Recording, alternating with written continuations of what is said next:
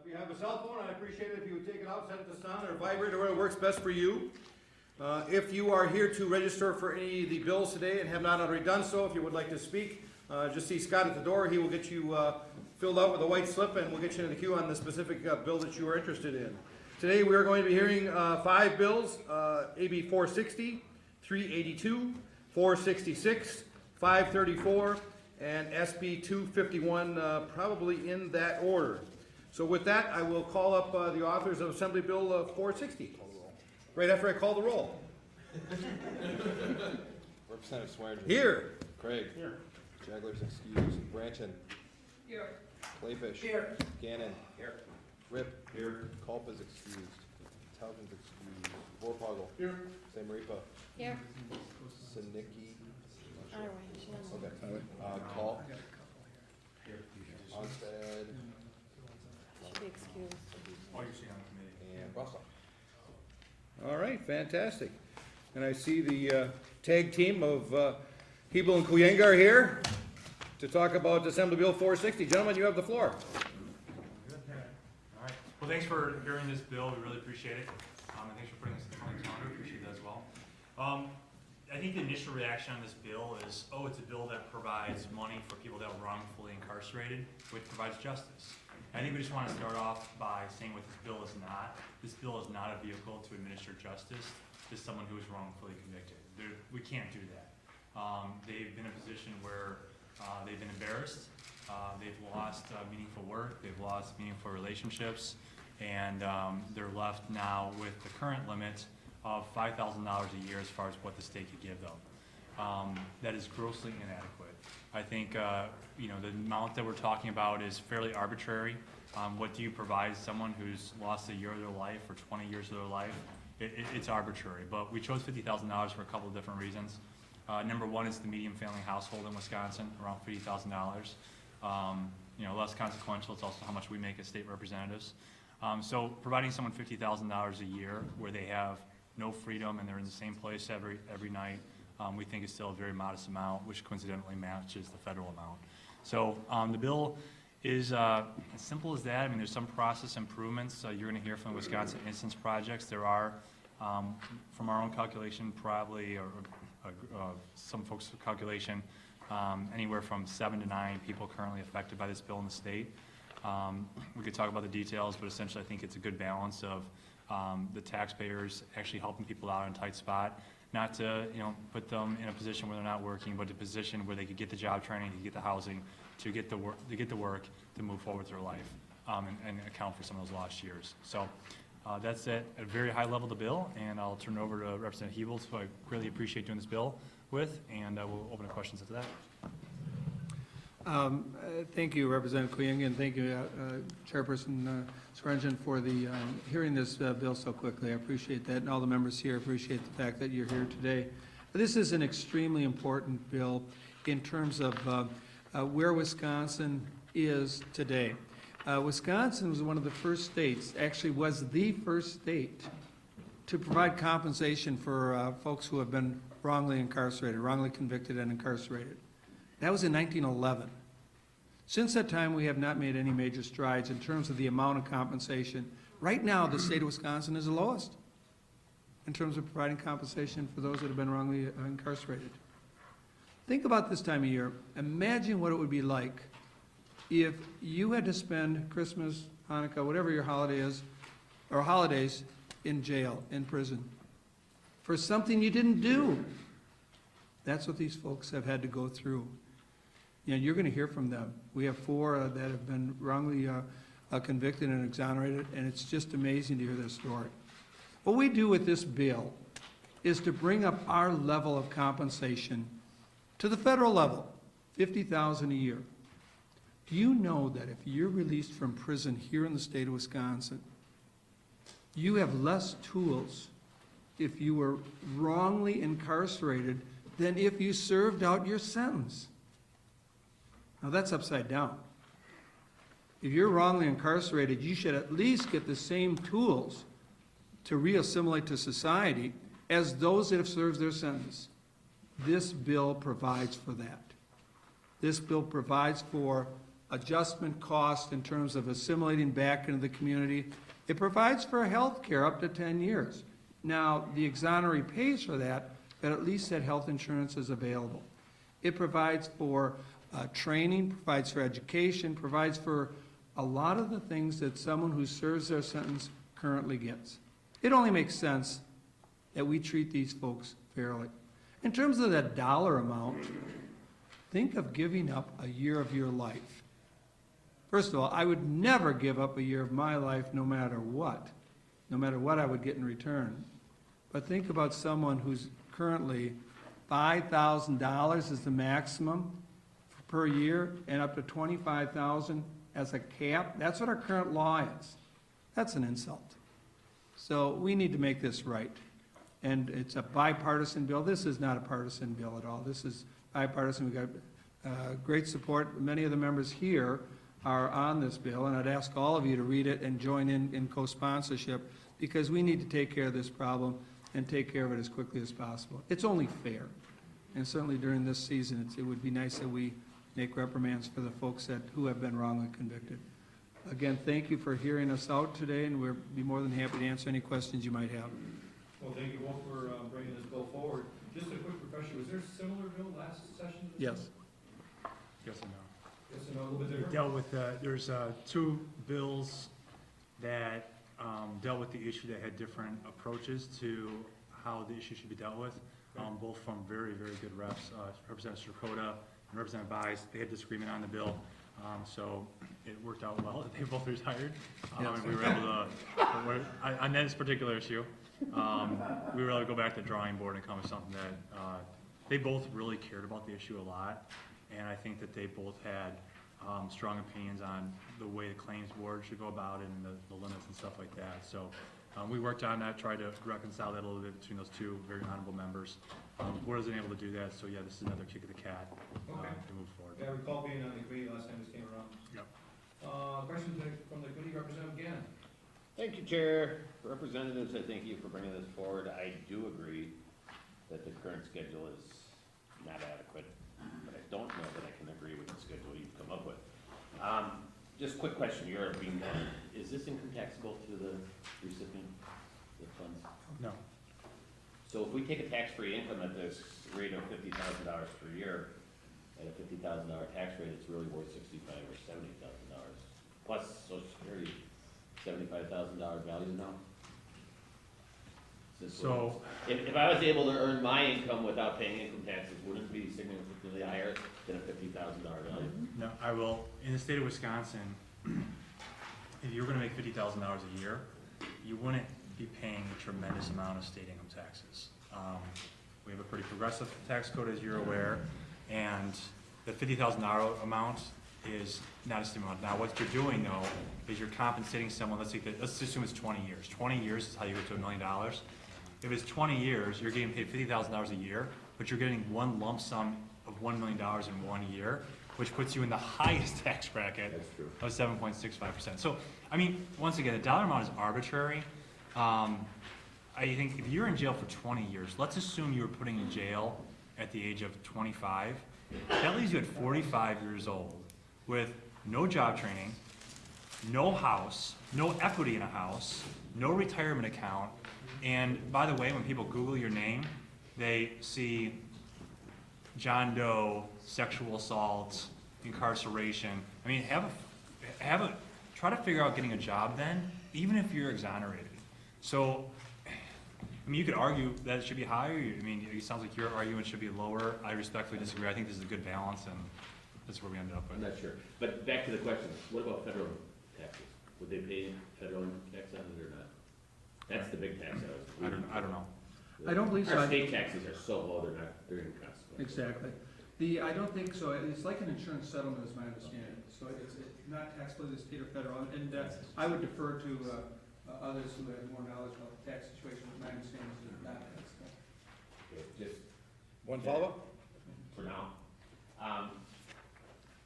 Just a comment on that then, if we're going to give a windfall, the maximum of, not a windfall, but a payment of $1 million in one lump sum to somebody that's been incarcerated for 10 years, maybe that should be stepped out, but that's something to think about. My biggest concern though on this whole thing is, where did the state health insurance plan, the same plan that is so cost ineffective, become something that's going to be given to the persons? The state of Wisconsin currently is in the area of $22,000 to $24,000 per year for a family. We're expanding the number of people we're going to give this benefit to. Where did that come into this? Yeah, a couple of things. Number one, in terms of the dollar amount, Texas gives 80 grand a year, a higher education aid waiver for the entire college. In terms of the healthcare cost, that is going to be bore by the exoneree. It's not a, well, the term windfall obviously is not appropriate here, because when you think about somebody wrongfully incarcerated, that really hurts to hear that. And you're gonna see, when you hear these folks, you're gonna be amazed at what they've gone through and what they've done with their lives, despite this horrific experience they've gone through. This is, as Representative Kuyinga said, this is not justice. This is an attempt to try to get them back on their feet, to try to give them some basis of getting back into society. And to think that they're treated worse now than those that have served their entire sentence is just, it's patently wrong. I'm gonna ask you this, I'm gonna ask you this in public, between you and I right now. Is the state of Wisconsin owes these individuals an apology. And it takes a lot of guts to be sitting in front of a microphone and camera again and talk about your name and sexual assault and all the things the guys have been through. So please do not use words like windfall and anything else that'll get these men uncomfortable, because they deserve an apology from the state of Wisconsin for being robbed of years of their life, being robbed of finding a woman and marrying her and having children and having a career. And this is such a small part of our cost of a budget. It probably comes like, if everyone got the maximum for everyone that was wrongfully convicted, we're probably at $2.5 million. We're talking about peanuts here, and I would just ask you personally to be very, very respectful from the individuals you're about to hear from, because it takes a lot of courage to be up here at this microphone doing what they're doing today, and I just ask the whole committee to be respectful to that.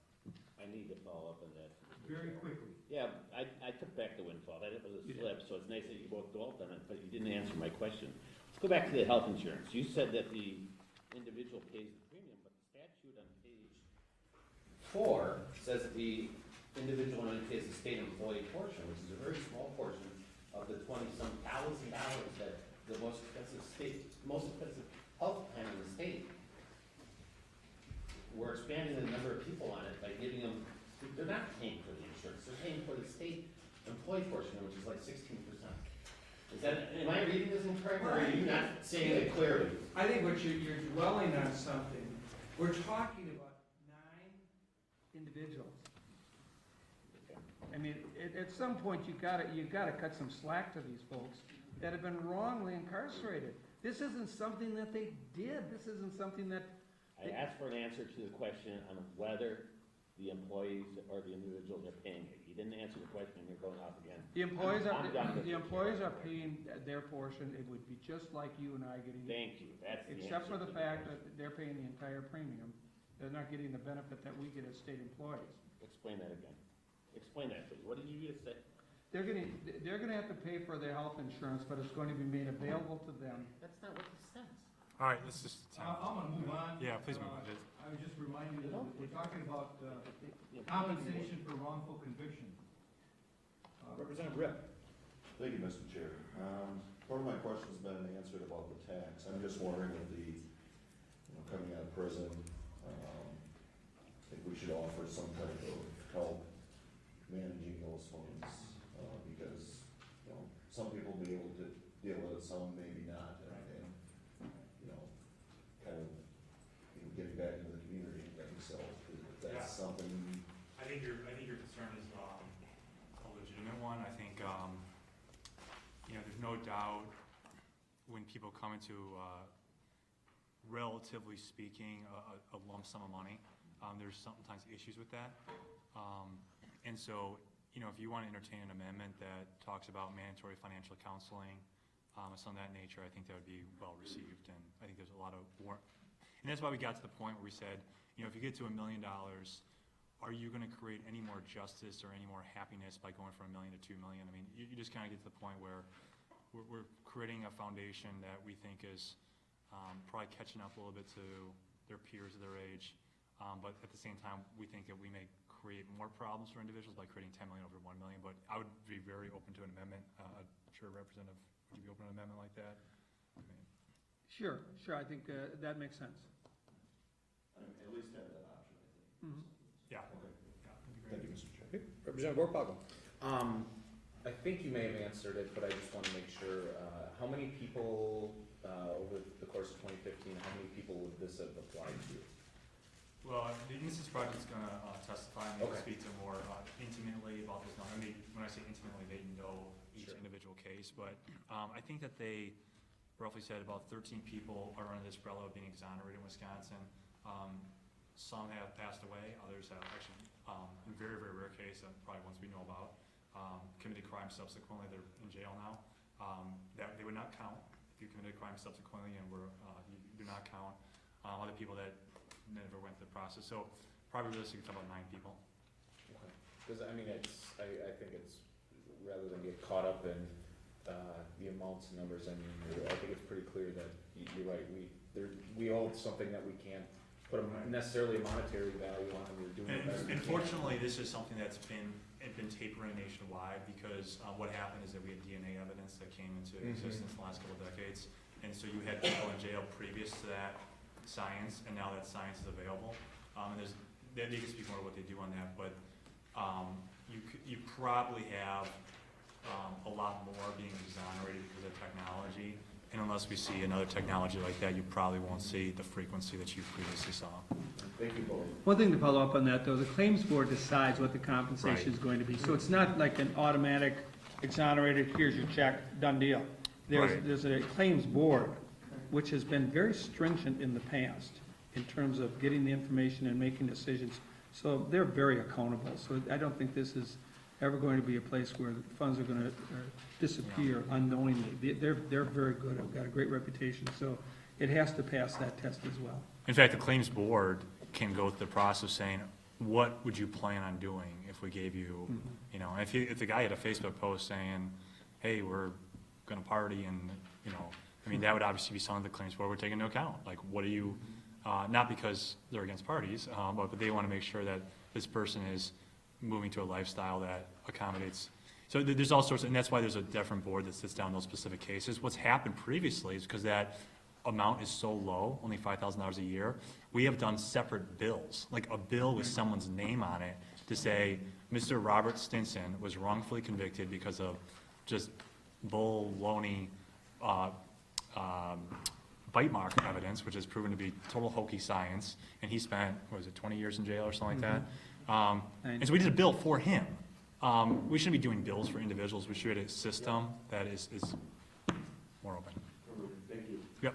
Thank you, Mr. Chair. I believe it was last session was the bill for students, is that right, or is that before? Right. Last session and the session before, Is actually. that your bill? I was a co-sponsor, but not my bill. Because I just wanted to, I remember last session dealing with the same issue.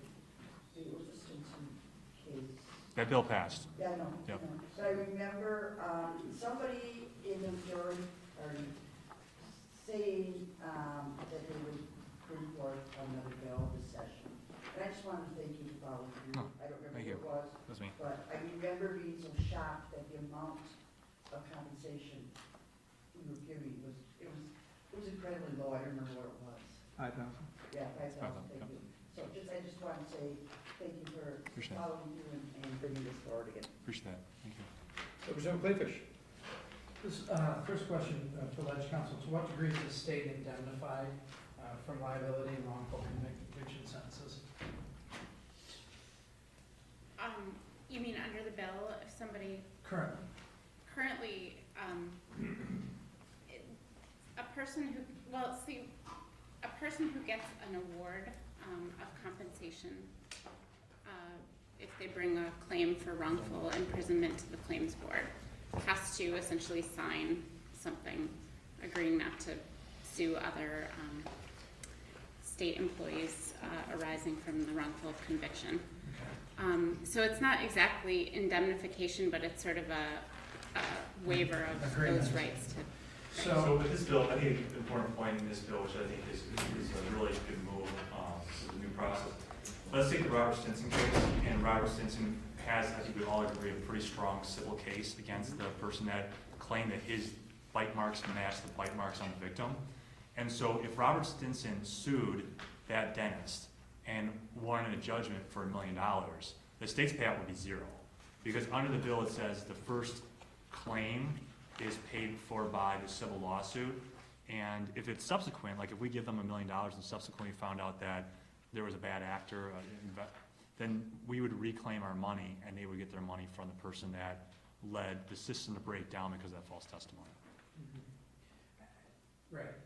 I guess my point is, this legislature, in not much of a very different form, last session, the session previously voted and were signed into law liability limits in civil cases.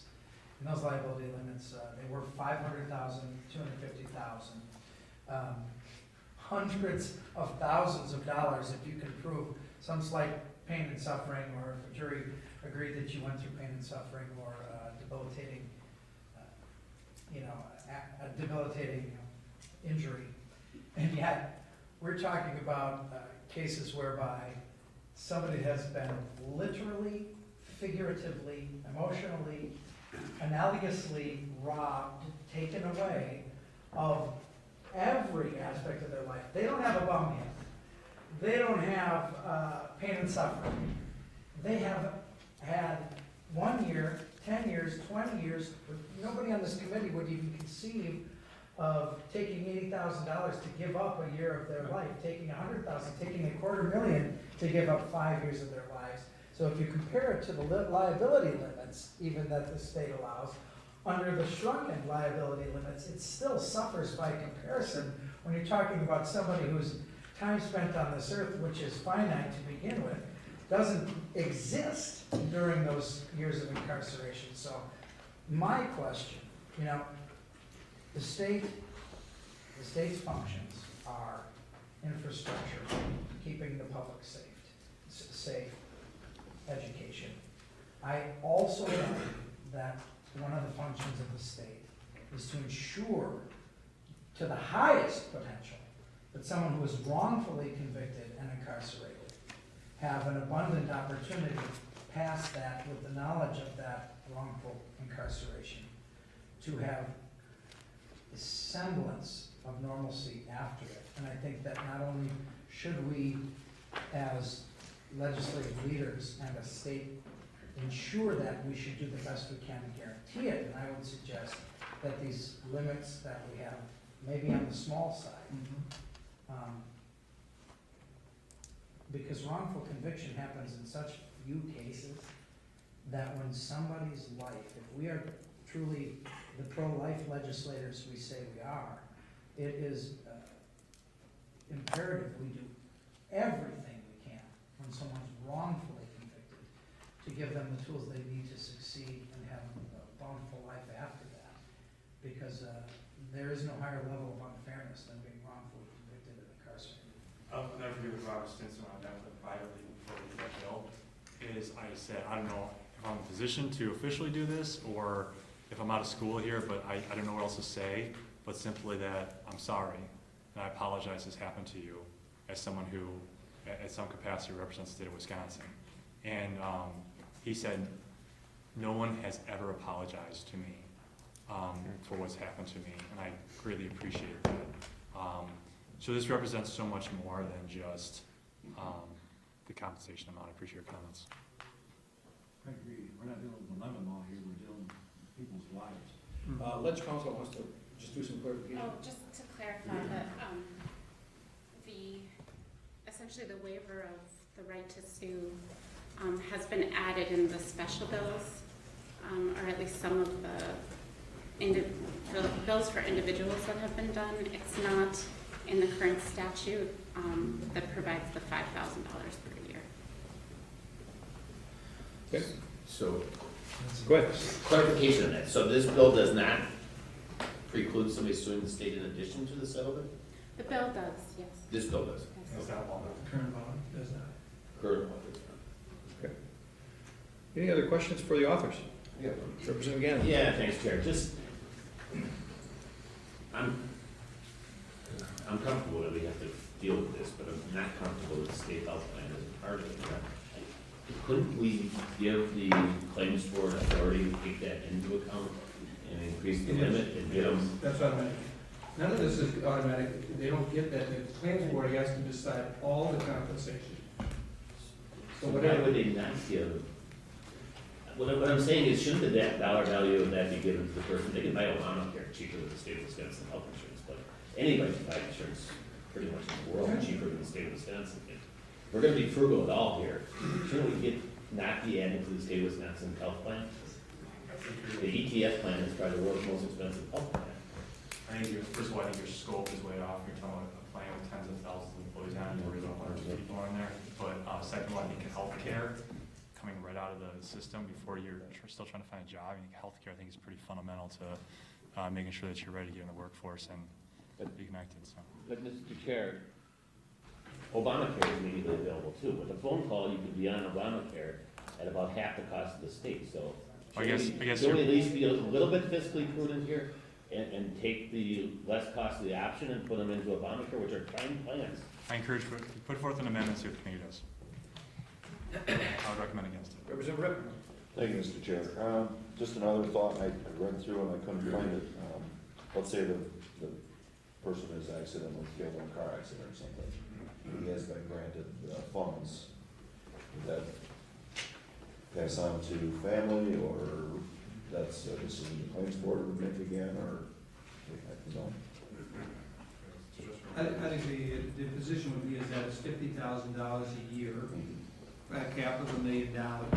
So in other words, if you would not be entitled, if you died after receiving 3 payments of $50,000 a year, and you died in the 4th year, again, the claims board makes a decision. So I can only speculate what they would do, but that you would not be entitled to the remaining $800,000. It's based on $50,000 a year. I'll just read this, it's a short read. So on that question, current law does not address this at all. We will now address this under the bill. If a person who has a right to petition the claims board for compensation due to wrongful conviction dies, a surviving spouse or partner or child or parent or sibling may exercise the right of the person to petition for compensation on behalf of the deceased person. And then the claims board would decide from there. So I mean, I think a legitimate claim would be, hey, I'm the daughter of someone who's falsely incarcerated. I've got 4 years of college coming up. Would the board grant me a portion of what it would be awarded him to pay for college, since he's not around help? So there's parts of this where, I mean, obviously the compensation is probably gonna get the headline, and then the bulk of the bill, but there's a lot of different parts of that where we just cleaned up statutes and addressed specifically in statutes what the practice should be.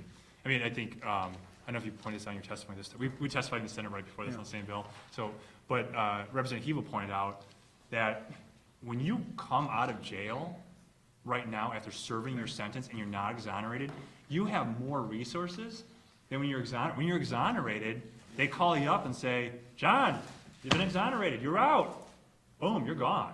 Now, the Innocence Project folks are usually there for a big hug and a camera thing. It's pretty cool. If you haven't seen it, if it doesn't make you cry, then you need to find your emotions somewhere, because it's pretty touching. But there's nothing from the state at that point. It's on the onus of you know, their friends and family, Innocence Project, and their church, whatever it is. But from the state level, you're better off from a support level to be serving your sentence and exonerated, which is a remarkable. No, that's where the healthcare issue comes into. Yep. Representative Branson. Thank you, Mr. Chairman. And on that note, if you could just give a little clarification. So if someone, you know, unfortunately was deceased and later found innocent, they could still file a claim, correct? Well, it's up to the claims board to decide that. Depending on the evidence. It would be a I would speculate again that it would be a long shot to recover much of anything. Let's say, for instance, the exonerated individual had 2 minor children. Okay. There's an obligation for child support. I'm not, And so I'm just saying, so I mean, as more DNA evidence comes forward, and as we have more vehicles of guilty signs, not that we haven't in the past, but if we find, I mean, would that be something that you would see from? I think Keith from the Innocence Project will testify, but I think what you'll find is that there are very limited resources to do the work necessary, which is tremendous amount of work necessary to do this one of exoneration.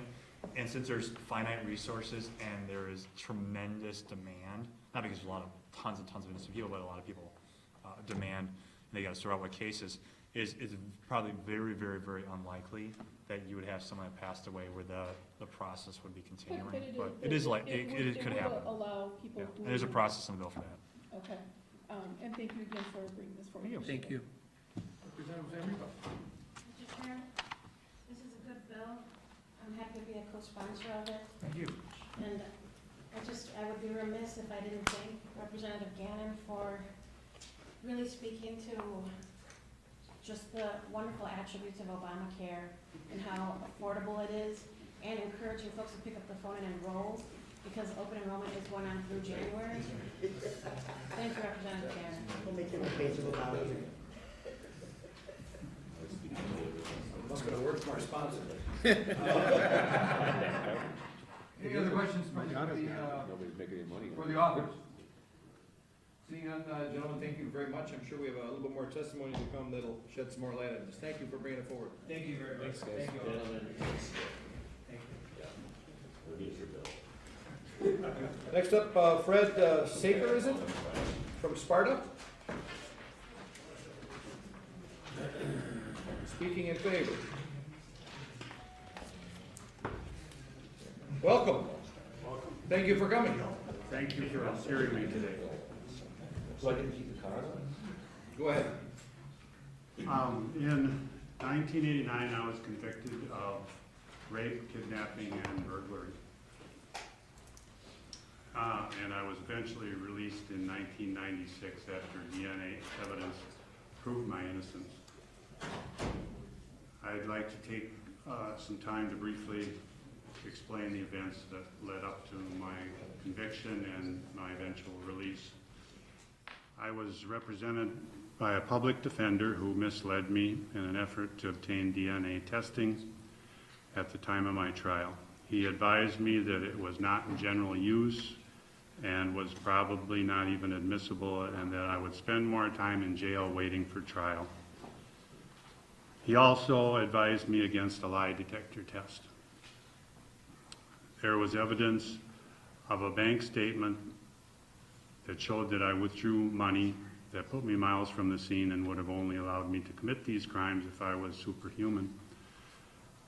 But this evidence was not brought forward by him until my sentencing. There were pubic hairs found on the victim that experts testified were similar to mine. When viewed under a microscope, years later, when they were tested for DNA, they were identified as the victims.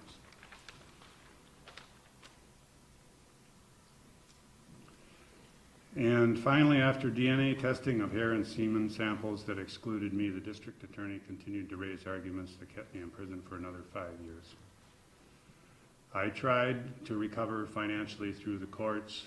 The first case was dismissed. I was reluctant to try again, but after waiting 6 months, I contacted another attorney.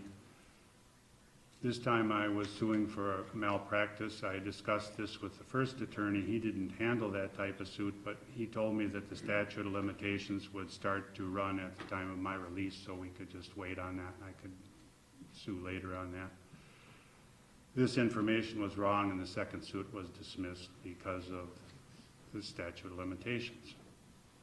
After exhausting all possibilities, I went before the Wisconsin Board of Claims, was found innocent by an administrative judge, and in December of 2002, I received the maximum amount that is still in effect of $25,000 6 years after my release. Having your life changed dramatically and your freedom taken away from you for 7 years is difficult, to say the least. After my release, I was afraid of interaction. I had trouble just being in a store or other public places. There are PTSD and trust issues that continue to have an effect on me to this day. I did what I could to support myself. I worked in the woods, I cut firewood, I worked in a sawmill until I became employed where I currently work, driving a forklift in a manufacturing plant. And I've been there for 13 years. I have 7 years with no income. and will probably work until I'm 70 just to try to make up some of the financial difference.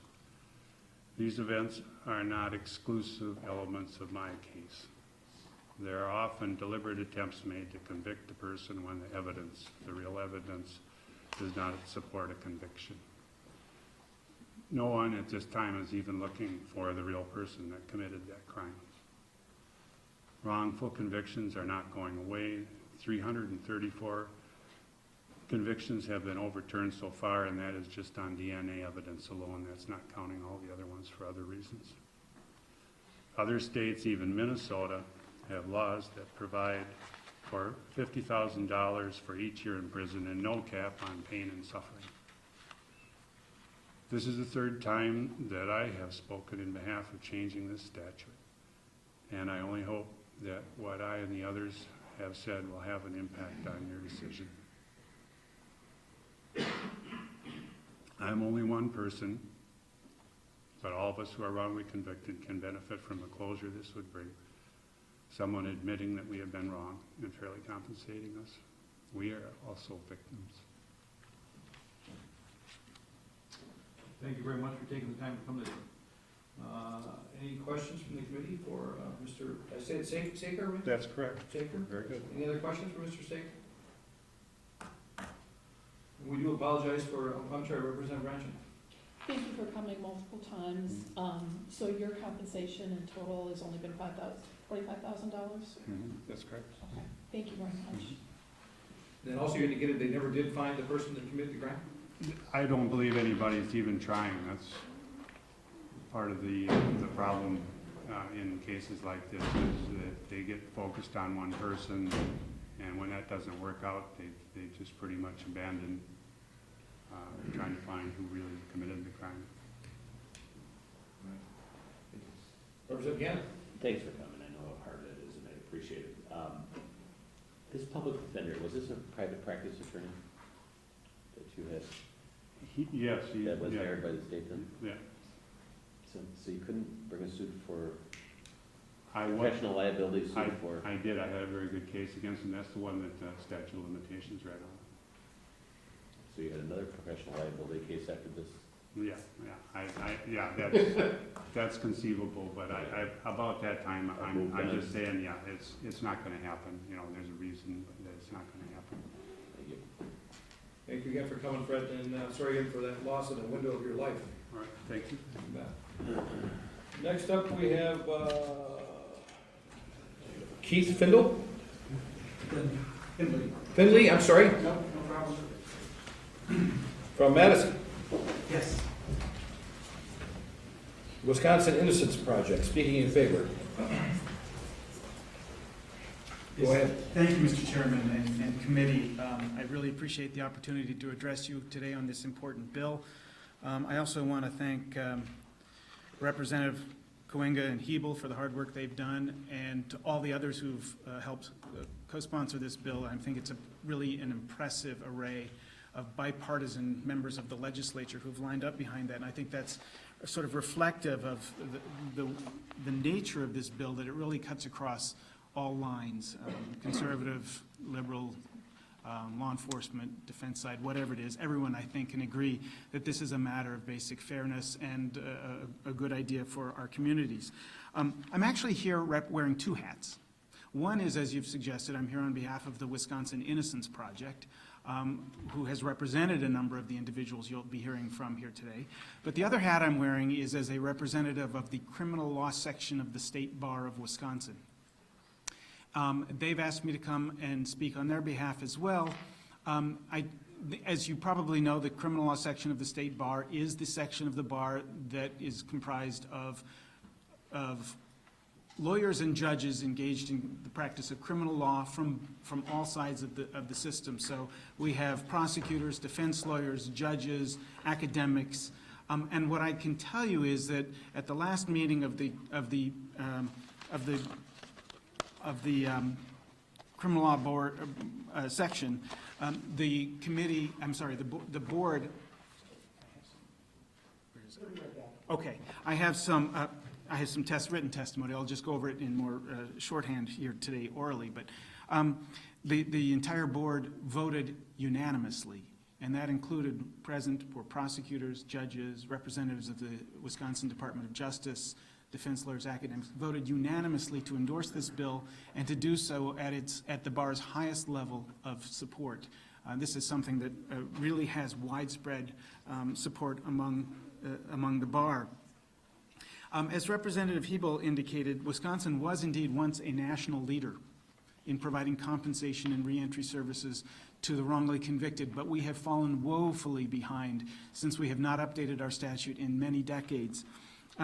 We now have the dubious claim of having the most inadequate compensation scheme in the entire country. The lowest payout of $5,000 per year, and among the lowest caps at $25,000.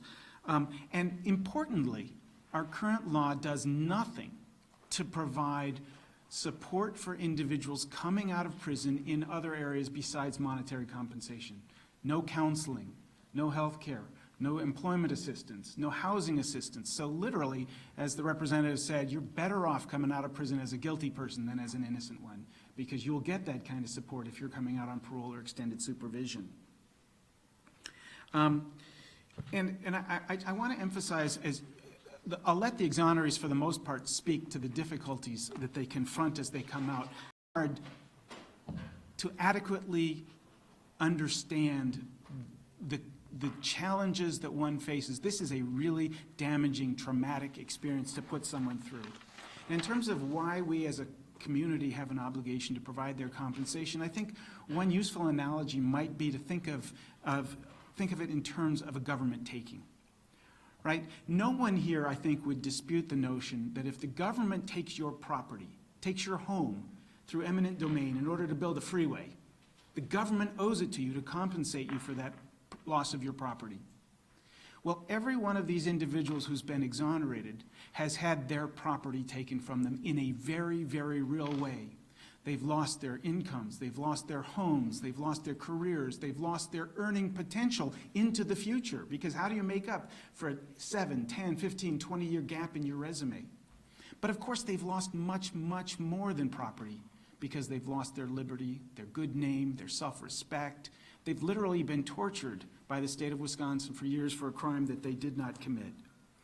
And so what this $50,000 represents is compensation for lost earnings, but not just past wages.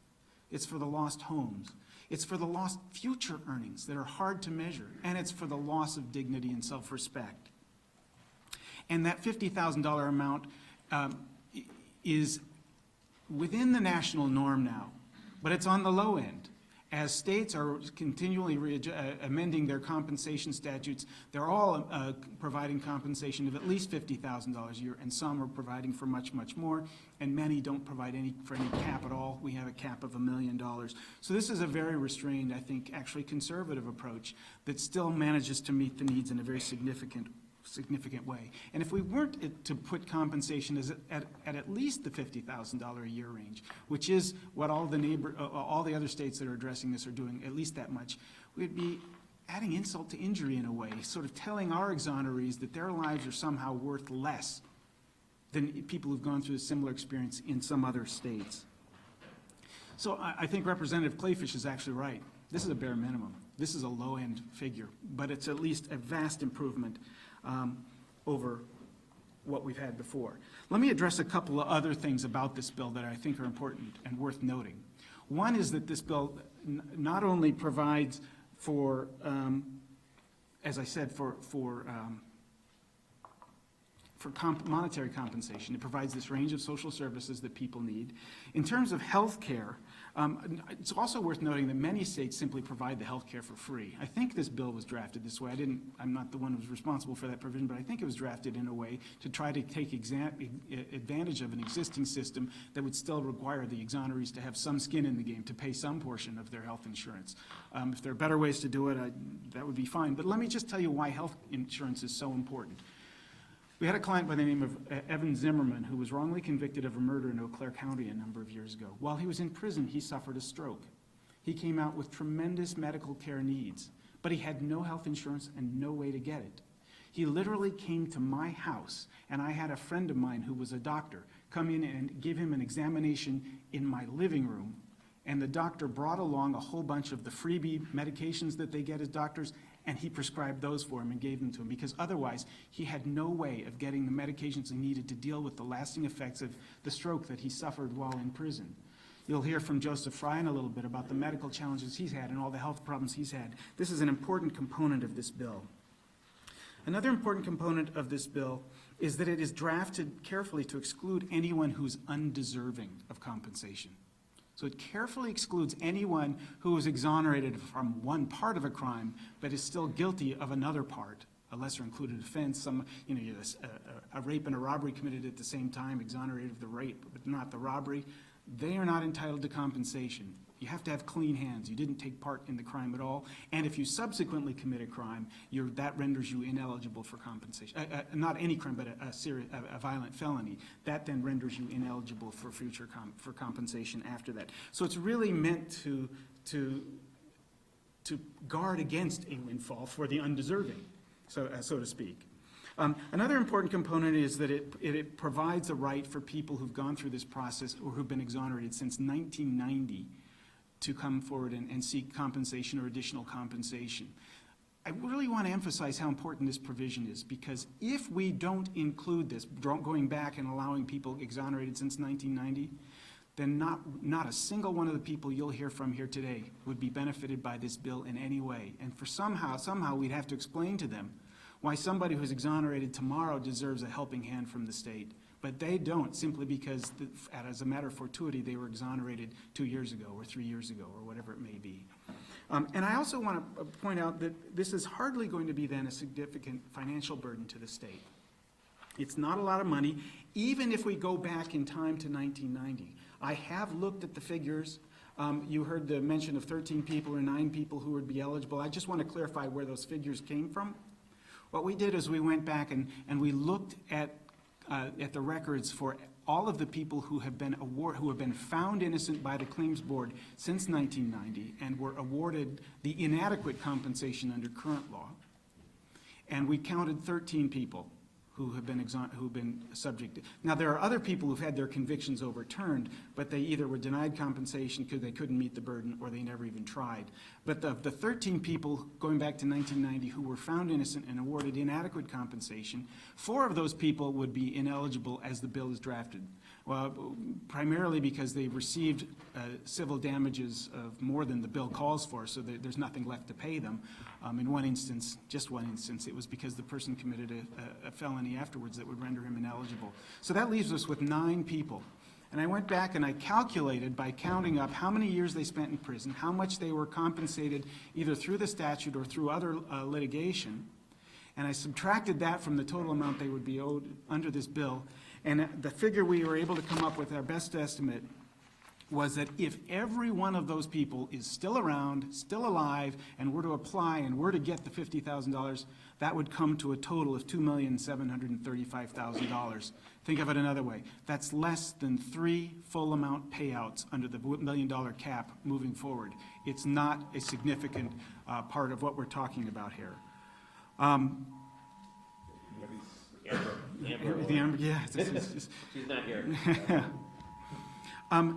And All our phones are going off for Amber. I'm sorry. Sorry, Chief. That's even when they're silenced. Yeah.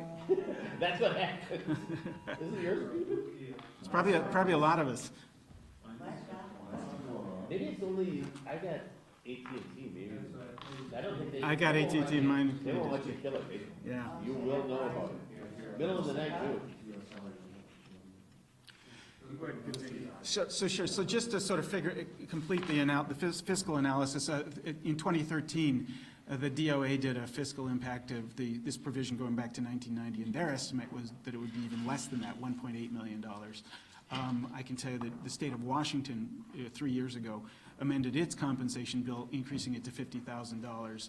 And with all the retroactive payments that they made, they've paid out now somewhere between $2.5 and $3 million, right about in the same ballpark of what we're estimating it would be for us here in Wisconsin. So in any event, I don't want to take up more of your time because I want the exonerees to be able to tell you their stories, but we do urge you to address the lack of compensation and support services currently available to those wrongfully convicted by supporting AB 460. We think it's time that Wisconsin once again becomes, if not a leader, at least a player when it comes to compensating individuals who are convicted of crimes that they did not commit, and in providing the reentry support that they so much need, and that is in the interest of all of us to help ensure that they become productive, contributing members of our communities. Thank you. Thank you very much. Representative Gannon. Yeah, thank you, Chair. Thank you for speaking. You really made me more comfortable with what's going on here, but. Oh, good. This has been a life learning building. You mentioned that, I believe 4 of them were denied benefits because they couldn't meet the burden. So are these people that were let out of prison because they didn't have enough evidence? No. The state wouldn't give them? Oh, let me clarify that. The Okay. 4 people I was referring to were people who were compensated previously under the claim, but would not be eligible for additional compensation under this bill because they've already been fully compensated to the amounts that this bill calls for. There are other people in the category you're describing who were whose convictions were overturned essentially because the government can't meet its burden of proof beyond a reasonable doubt, but then who either didn't petition for relief from the claims board or were denied it because there was a conclusion that they could not meet their higher burden in the claims proceeding of proving their actual innocence. So yes, there are people like that as well. Some of them might additionally make claims under this new bill, but the chances are that most of them wouldn't succeed again because those are the cases where the proof of innocence is the weakest. I was focusing on those who were previously found innocent and what they would be entitled to if they came back under this bill. Just a quick question. You're very familiar with this topic, and I do have some concern here. Sure. Would it be better, and I use the wrong term before, let's say to have a staging or laddering of the benefit over a period? Let's say somebody gets the whole million. It sounds like that'd be rare. That'd be very, in order to get the whole million, you would have to. Maybe I have this big number in my brain. I think handing $1 million to somebody in one fell swoop. Are we helping them or hurting them? We've all heard of the lottery scenario where they get the money and it's gone. That's a legitimate concern. There are ways to deal with that. Financial counseling is probably. It's a good start, and that was recommended. Right, and I can tell you, you'll hear from Christopher Ochoa later, who would not benefit from this bill at all. He actually won a civil judgment for $5.5 million. That's a big lump sum to get at one time. So he had some financial counseling, and the result was he carved out a little bit of some of it as a lump sum payment, but most of it went into a lifetime annuity, which pays him an annual salary, so to speak. And so, at the very least, I think most of these exonerees, we would be counseling them that this is what you need to do so that you don't inadvertently blow through this all real quickly. So, and it's kind of hard to tell people how they should manage their money, but in this instance, a lot of, that is sort of the norm in these kind of situations, is that's how supporters try to help them set it up. Representative Branson. No, thank you, Mr. Chairman, and thank you for coming in and adding some additional conversation. So would Mr. Seeker, and forgive me if I'm saying your name wrong. Saker, thank you very much. Would he be able to apply or to be able to get the increased compensation Yes. or not? He would? Yes, Okay. he would. He was given $25,000. With this bill, he would be allowed to come back in and ask for $50,000 per year minus the $25,000 he's already been paid out. So that would be, so I'm guessing that would be. Again, it's not justice, but it's. Right, so I think that would mean in his instance, if this all went through and he got the full amount, it would be $325,000 additionally, which, when you think about what he suffered and what he's lost, how far behind he is, it's not that much money. No, but so is that when you're coming up with those 9 individuals? Yes, he's one of those 9. He would be one of those? Yes, that's exactly right. Thank you very much. Any other questions for Mr. Finley? Seeing none, thank you very much. Thank you so much. Next up, we have Jared Adams from New York, speaking in favor. Welcome to Wisconsin, Mr. Adams. Oh, thank you, I've been here before. Welcome back. The right December to go. But thank you all for allowing us to address this issue. It's something that is very near and dear to my heart, because I don't want to repeat and rehash what has already been said by both Keith and also Joseph. I'll give a brief background and also share my personal testimony of how being an exoneree has affected my life. I was 17 years old when I was falsely accused and ultimately wrongfully convicted of a sexual assault that never happened. I was sentenced to serve 28 years in prison after my attorney proceeded to go to trial and did not call the only alibi witness that I had. He was appointed to me by the state, he was ill-prepared, and he was just not invested in the case. My case isn't a DNA case. I didn't even have a doctor at my case. It was just an accusation case. And the only alibi witness that could prove that I did not do this was not called. He never hired an investigator. He just rested in his belief that there was no way that a jury would find me guilty. I wrote the Wisconsin Innocence Project for a number of years, and they responded. Keith Finley and the Wisconsin Innocence Project litigated my case all the way to the 7th Circuit Court of Appeals. The 7th Circuit Court of Appeals unanimously overturned my conviction, stating in specific that my attorney failed to do his job and failed to call the only alibi witness that I had. I was released from prison in February of 2007. By this time, I went from a 17-year-old teenager to being released into the arms of my family at 26 years old.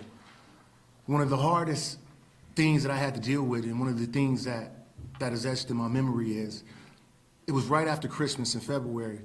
I met my niece and my nephew. They were 9 and 7 at the time. And instead of a hug, they reached out their hand to shake hands with me. That can't be compensated, but it's something that needs to be heard.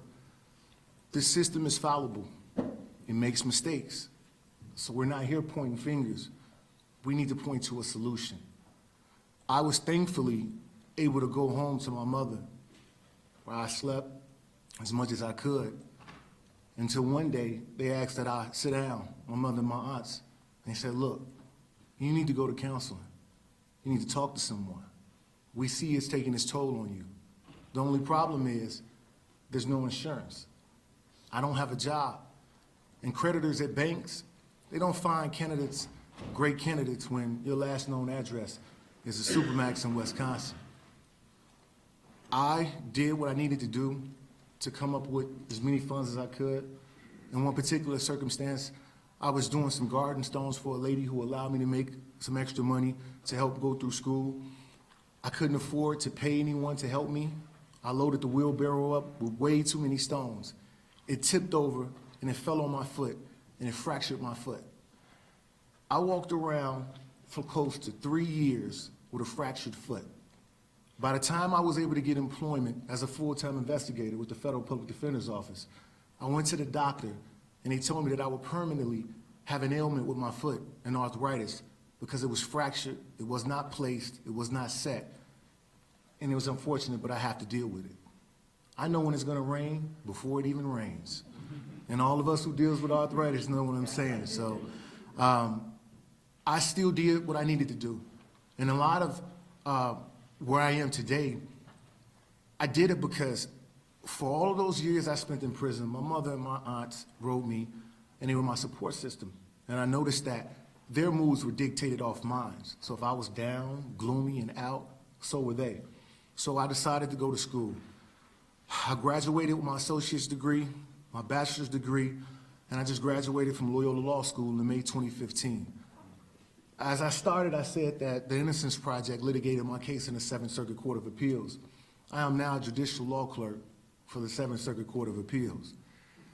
I did all of this not to say that I'm amazing, but to hopes that I will be able to get in a room like this and to break the stigmas that are attached with people who go to prison. Yeah, we were wrongfully accused. Courts overturned our conviction. Evidence vindicated us. But we still have stigmas that are attached to people who go to prison. I'm asking that this room full of folks vote and pass this bill, not just because it affects people like myself and a few other exonerees that are in this room, but there's also a societal effect that if we are in law, drafting laws and making laws, we owe it to society to have a bill like this. Because if not, you're releasing people into the community with no mental health care screening, no evaluations, no mentoring, and utter hopelessness. Hopelessness gives birth to hopeless acts. Thank you all. Representative Snee. Thank you, Mr. Chair. Thanks for your testimony. And you actually are a pretty amazing person. You've done a lot with your life. Thank you. And congratulations. I didn't catch, what were you convicted of? I was convicted of a sexual assault. Sexual assault? And that was here in Wisconsin? It was here in I Wisconsin. just looked at you up with Milwaukee. Yeah, no, it was actually in Jefferson County. I was just graduating high school, and two of my friends who had graduated high school were going to a party, and I told my parents I was going to spend the night over a friend's house. We snuck to a party, and it dramatically changed the trajectory of my life. Wow. Well, congratulations. I mean, you have done remarkable things with your life since Thank it's you. happened to you, and it hasn't slowed you down. So Thank we you. expect to see good things of you. Thank you. Any other questions for Mr. Adams? Representative Craig?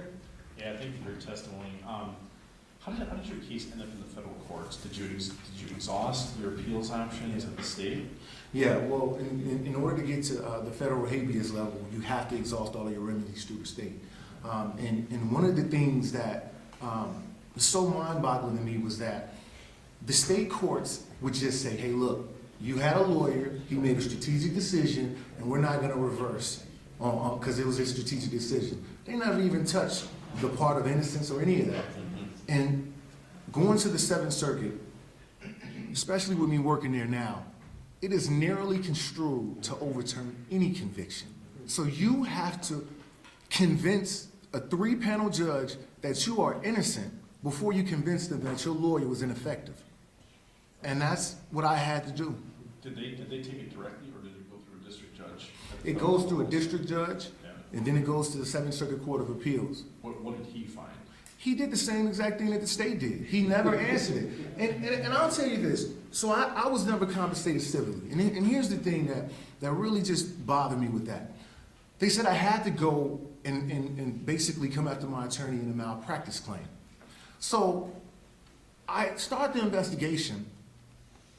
The state of Wisconsin assigned me an attorney who didn't even have insurance. So right then, the candle to my civil claim was completely blown out. I cannot say that I am angry with this man. I've had a talk with him, and he told me that I'll come to find that lawyers are human and imperfect. He said he made a mistake. And I'm not upset with him, because in his mind and in my mind, look, I was innocent. There was no evidence. I wouldn't be found guilty. But I've come to learn, working especially in the Seventh Circuit, that you cannot tempt the fate of the jury. You have to do a thorough job. The Constitution says so. Thank you for sharing your story today. Thank you. Any other questions for Mr. Adams? Thank you very much for taking the time. Thank you all for having me. Thank you. Next up, Joseph Fry from Madison. Welcome, Mr. Fry. Gentlemen, thank you for having me here. And start out by saying that 1994, I was tried and convicted and sentenced to 102 years for rape. I proceeded to fight this case for 19 years. And after 19 years, I was able to get a hold of the Innocence Project because, like you just heard from Mr. Adams, I went through the Seventh Circuit Court of Appeals and was denied. I had no recourse for appeal after that, so I went out and reached out to the Innocence Project. They were able to help me. And through that time, we had found there was DNA evidence available, even though all the other evidence had been destroyed by the police department before, during, and after the trial. Fortunately for me, the DNA evidence was tested outside of this state. and when it was brought back in at court, it was given to the clerk. She put it in the file, and there it sat for 20-plus years, because everybody thought it had been destroyed. Innocence Project was able to go down to the county, get that evidence, have it tested. 4 years later, July 12th of 2013, I was released. I was not released from the prison. By this time, I was in the county jail, and I'd been sitting there for 4 months waiting for a final determination on my case. Because after the state was turned down on their motion to have me, to have my case dismissed and send me back into prison, the judge found that I was innocent and released me, but the state wanted to retry the case, or at least look into it. They did. They came back and realized the DNA cleared me totally and proved who did the crime. This man who had done it had done several rapes in the area, died in 2008, and I was still in prison. I didn't know him. I didn't know he existed anywhere. You know, it was new to me, but found out who he was, and now he wasn't even accountable. But I had been, for 20-plus years, I had been accountable for crimes he committed. And when I went through this system and came out, I was not in good health, not at all. I was very sick. I had recently had various pulmonary embolisms when I was in the county jail. I was a couple times on my deathbed. I was lucky to make it out. But I did make it out. And I made it out with nothing but the clothes on my back, clothes that were bought for me by the students at the law school. Because the state had no more obligation to me because I was now an innocent man. So I came out, no resources,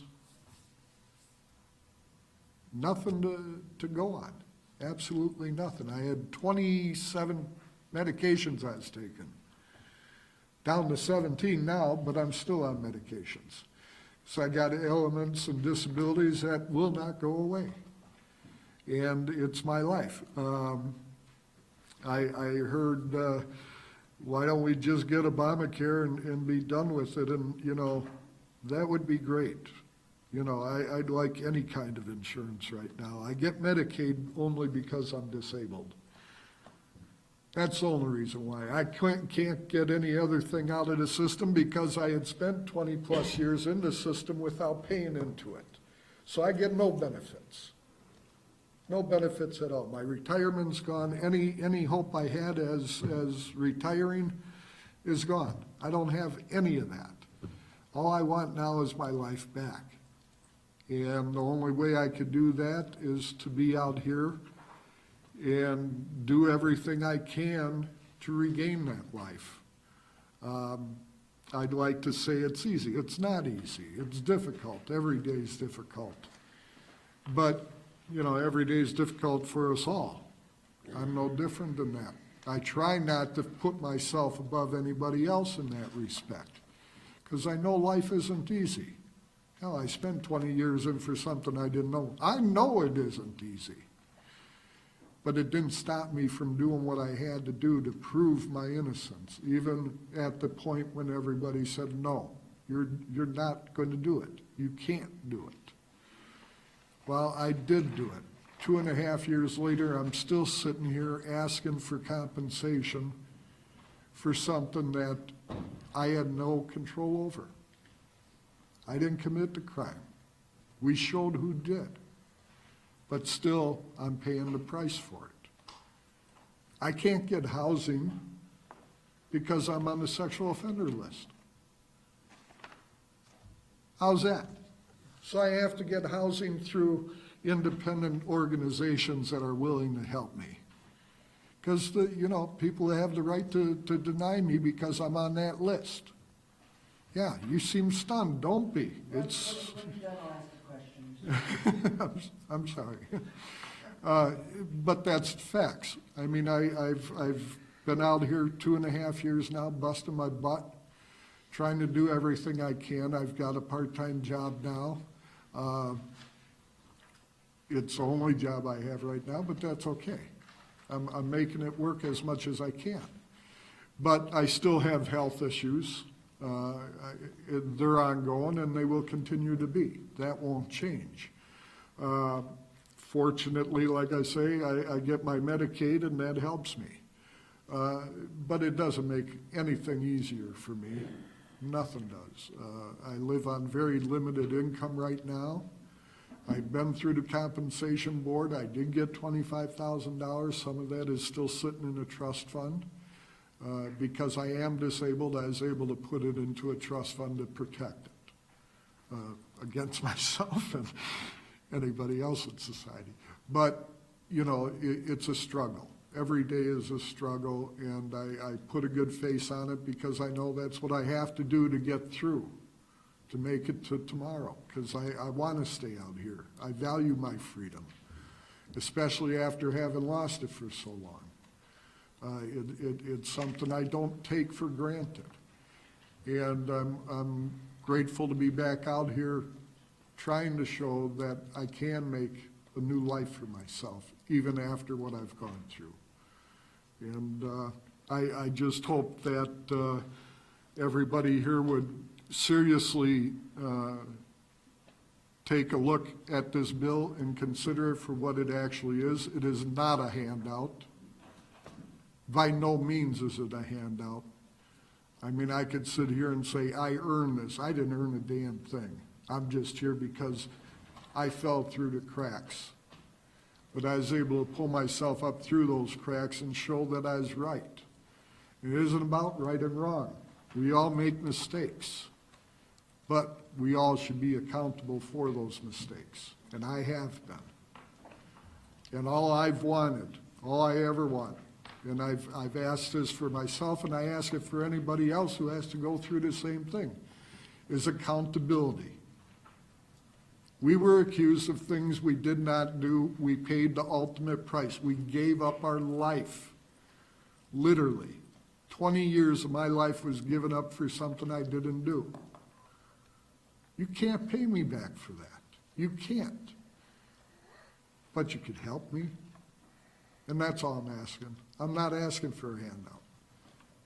I'm just asking for help. I have ideas. I have things I want to do, plans I would like to do with my life. And I aim to do it. But I need help too. Thank you.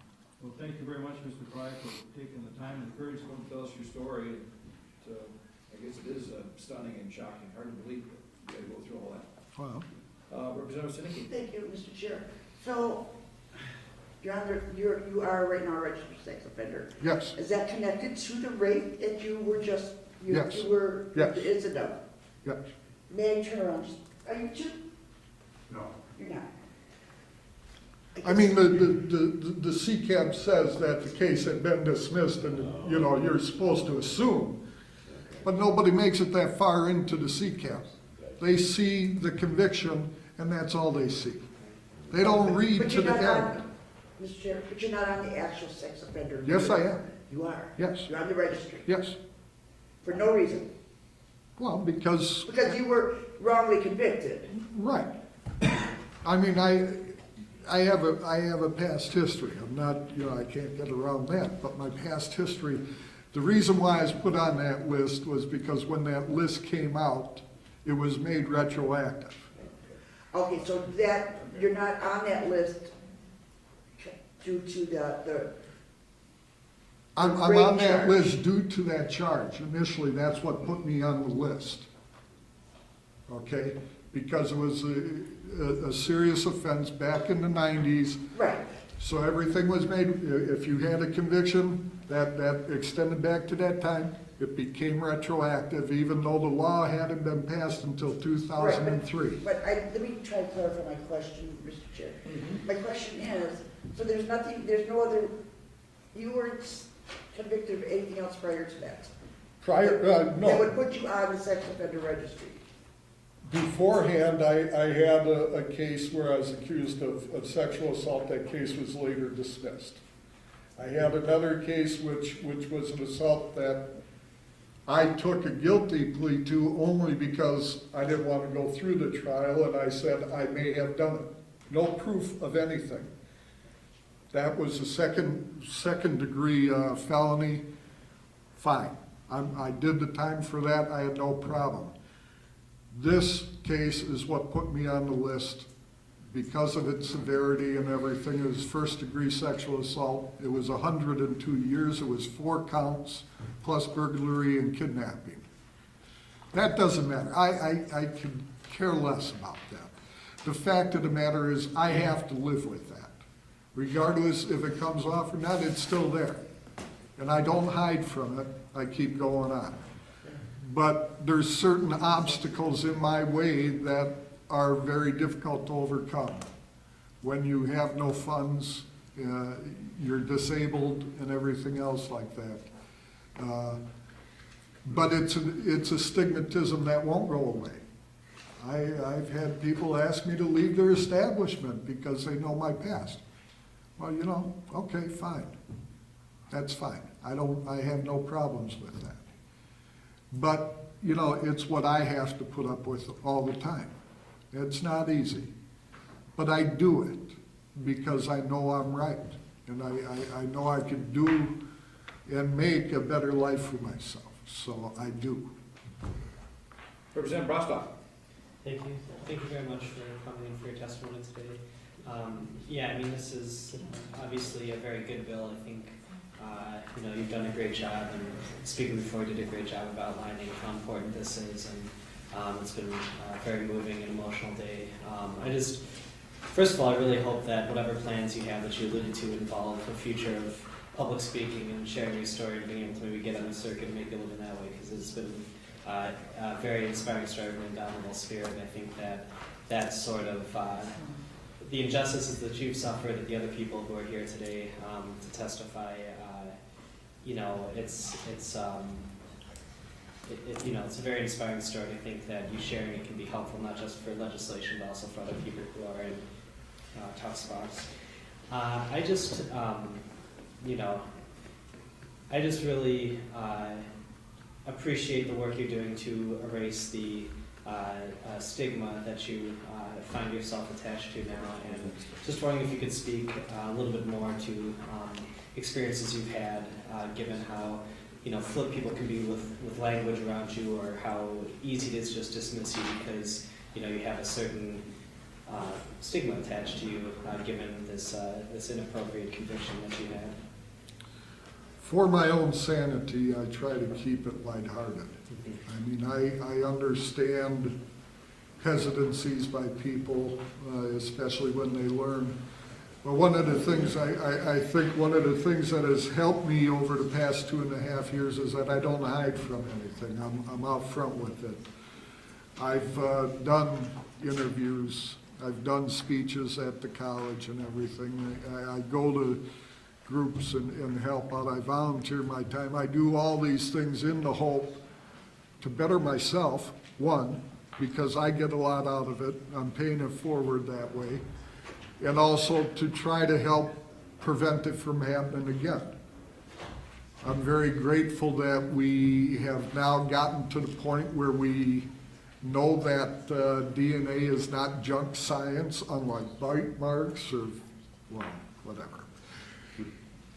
You know, we've come a long way to acknowledge that fact and stand up to the science and say, hold it, we've made mistakes and we have to correct it, and this, that, and another thing, and that's fine. I've made mistakes in my life too, and I had to be accountable for them. And that's all well and good. I have no problems with that. But saying all that doesn't make life any easier when you're on this side of the fence. You know, I could overcome anything said to me, said about me. That, you know, that's only my nature. I mean, if I couldn't do that, I wouldn't have fought for 19 years on this case and ended up where I am today. Granted, I had to get assistance from the Innocence Project in the end, but that was going to happen anyways because I had nowhere else to go. So, and I give them kudos for all that they have done for me. And will always have them there. They are friends beyond friends, every one of them. Even to this day, I'm up there almost weekly. So believe me, it's something to keep me going. It keeps me out here active and trying to do what I can. Not because somebody wants me to do it, but because I need to do it. I have to do it for my own sanity and for others coming through the system who may be in like situations. They need support. I have a friend who just got out last year, 17 years. He was 20 years old when he went in. He was falsely accused. And he's going through hell. And it hurts me because I can't help him the way I would like to. But he knows we're there for him. He knows he's not alone. But that doesn't make it any easier because he was being held accountable and seemingly nobody else is being held accountable for the wrongs done to him. So, and I feel the same way as I do for the other exonerees in this room. And for hopefully very few who will come down the road, but we know they will. And we have to make sure that they're taken care of. To come out with absolutely nothing and to be sitting here 2.5 years later, still out here with very little to nothing, I'm a fortunate man in that respect. Does that mean everything's hunky-dory? No, not by a long shot. But at least I'm trying. Thank you very much. Thank you. Any other questions for Mr. Fry? Seeing none, thank you once again for taking time to address us. Thank you, sir. Next up is Christopher, and I don't want to slaughter the last name here, so I'm going to ask. Ochoa. What is it? Ochoa. How do you spell that, Christopher? Ochoa. Ochoa.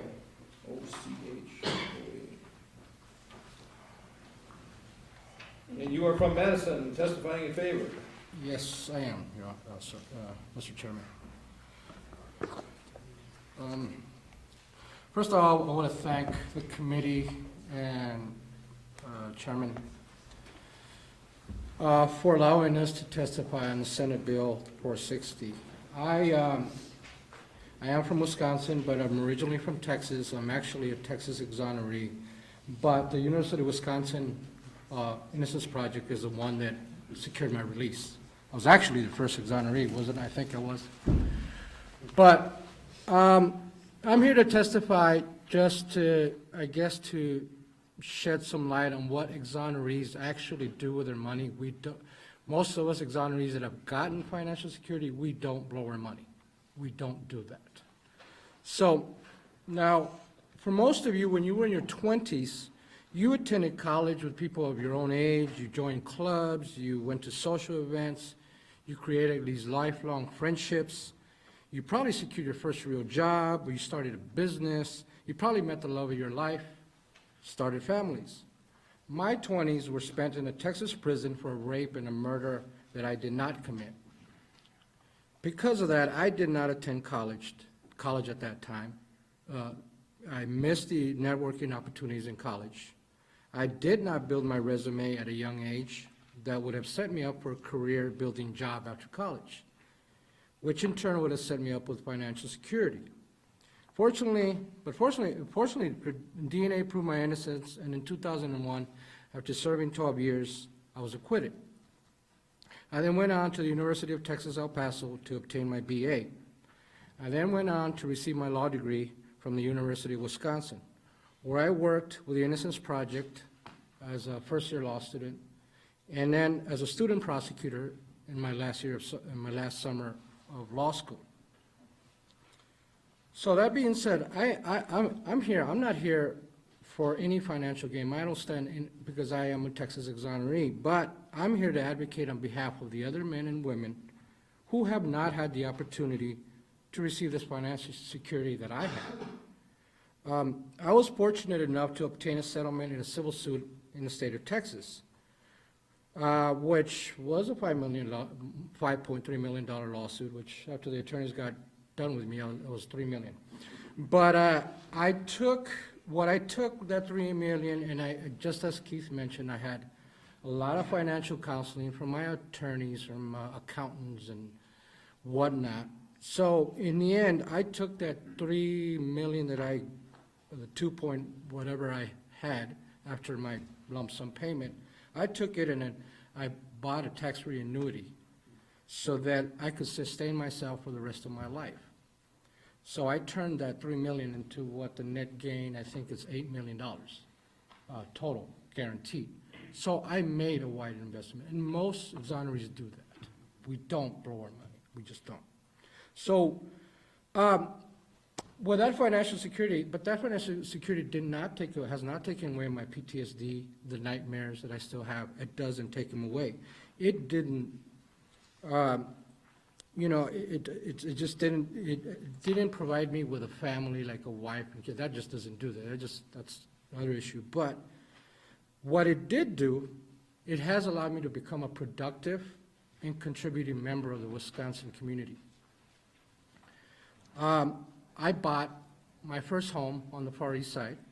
Now I'm I pay property taxes, which is, I guess it's a good thing, and sometimes it's not a good thing.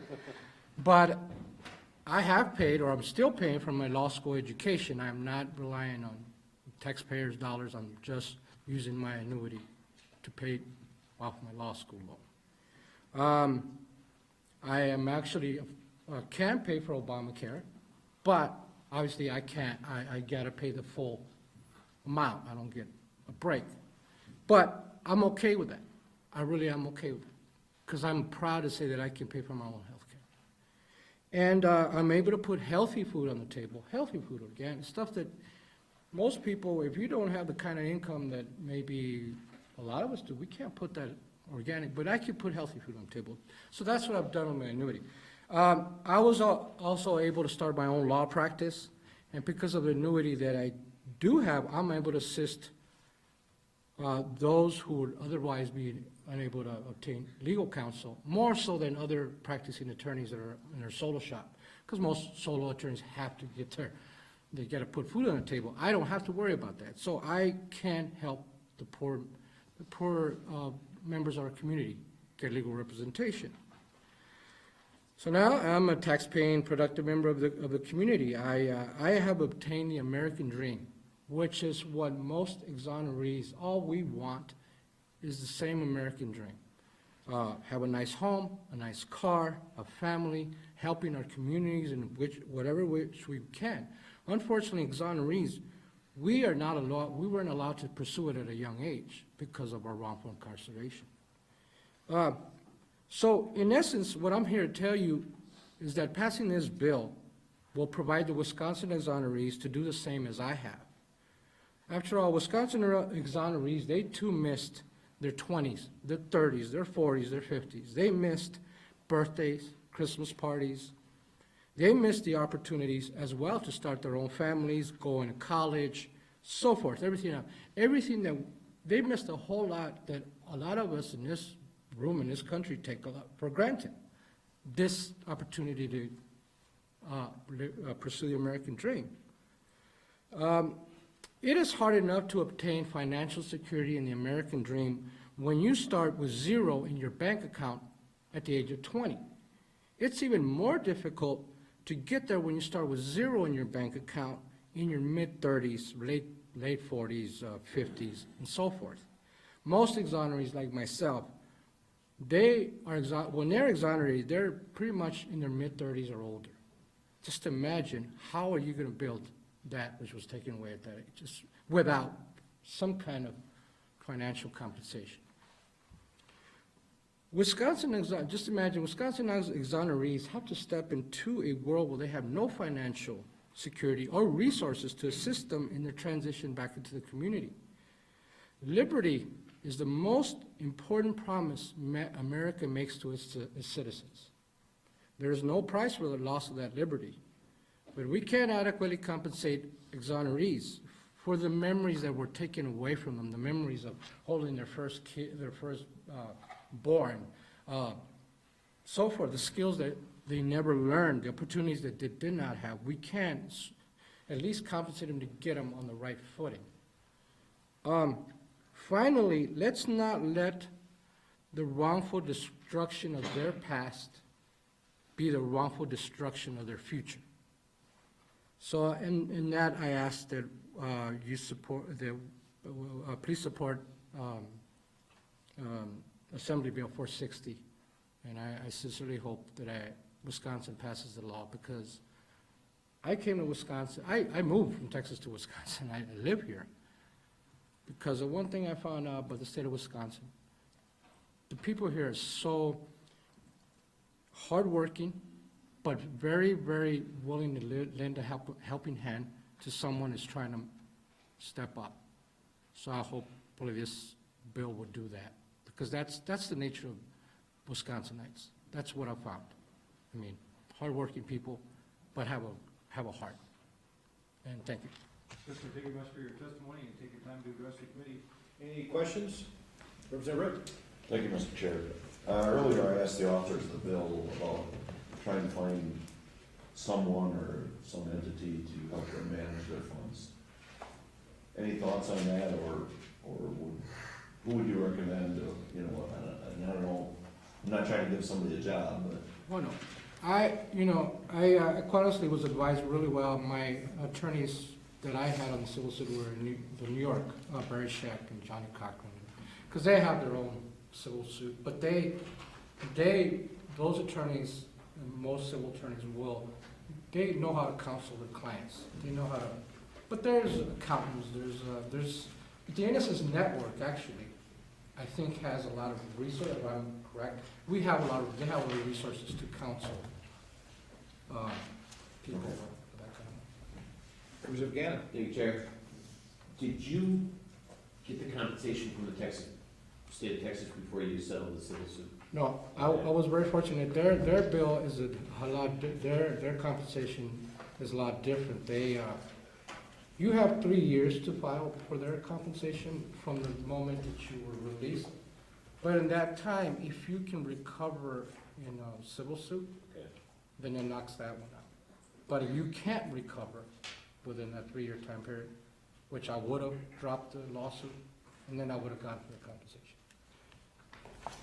Vice Counsel, does this bill, if the exoneree recoups through a civil suit, is the state reimbursed? The amount that has been recouped in the civil suit is essentially subtracted from the total that can be awarded. My experience with civil suits, Vice Counsel, is that it will go much longer than this would settle out. The civil suit will be settling after the state settles with the prisoner.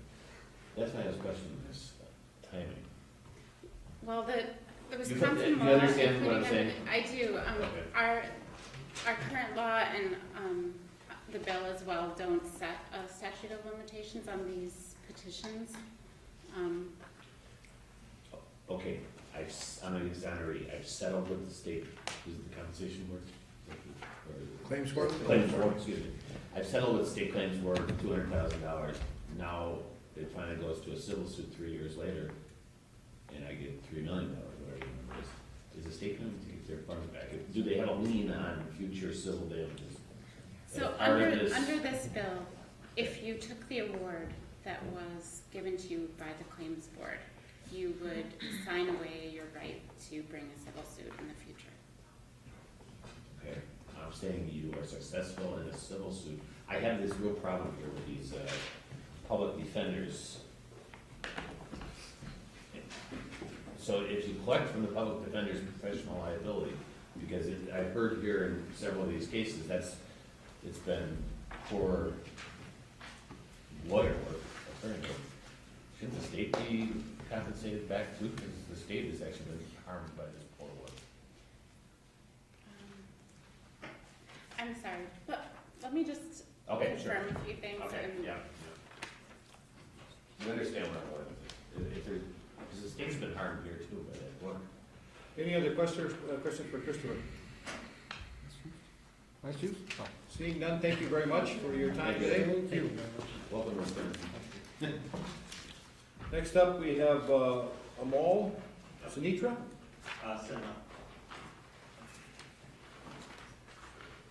Oh, S-I-N-N-A. S-I-N-H-A. N-H-A, okay. I have some written testimony that I wanted to hand up. Welcome. Thank you very much for having me. Good afternoon. My name is Amal Sinha, and I am a policy advocate for the Innocence Project, affiliated with Cardozo School of Law in New York City.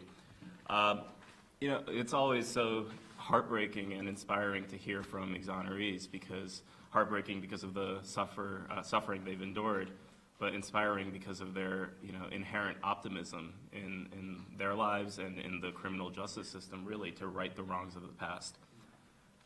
So thank you very much for giving me the opportunity to testify in support of AB 460. You know, compensating the wrongfully convicted is not about assigning blame. Rather, it's an opportunity to provide not justice, but compassionate assistance to people whose lives have been devastated. You've heard some of this straight from the individuals who've suffered the most, but incarceration reaps profound psychological consequences on an individual, and those effects are particularly pronounced when an individual knows that he or she has been wrongfully convicted. In a national review of psychiatric assessments of a sample of wrongfully convicted individuals, researchers found evidence of substantial psychiatric issues as a result of being wrongfully incarcerated for years on end. The vast majority of those people who were surveyed experienced enduring personality changes, post-traumatic stress disorder, mood and anxiety disorders, chronic feelings of threats to their lives, feelings of hopelessness, social withdrawal, consistent panic attacks, repeated nightmares, often recalling the terrors of prison life, and major adjustment issues when they're attempting to re-enter society.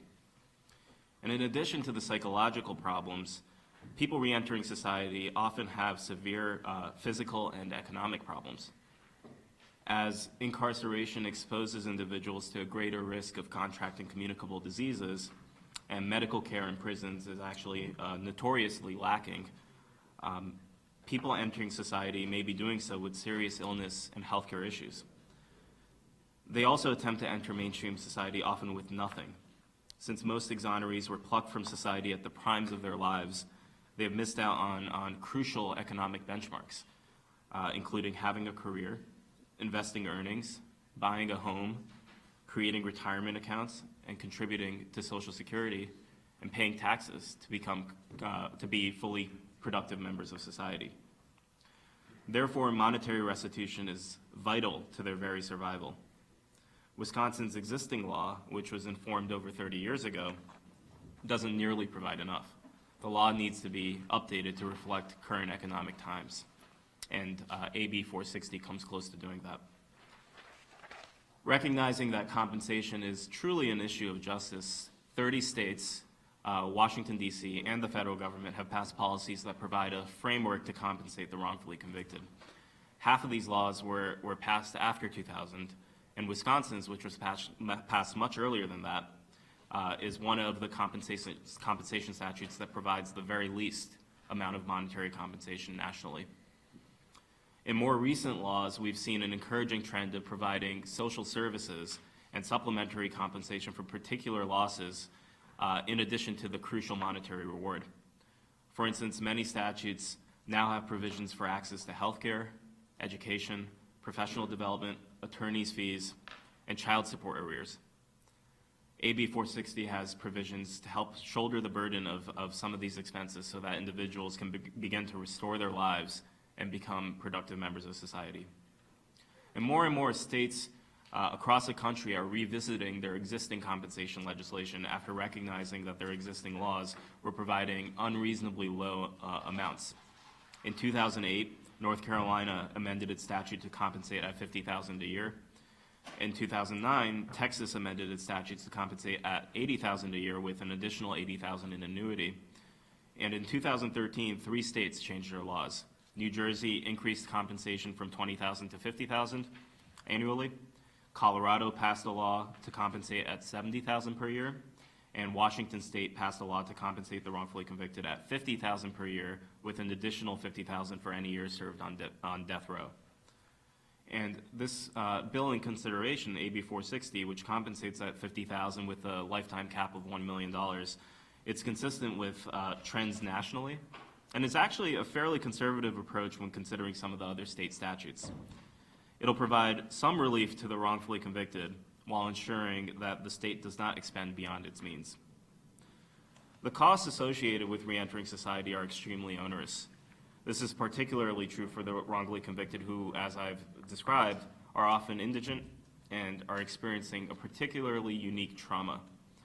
Tragically, they've paid another's very significant debt to society.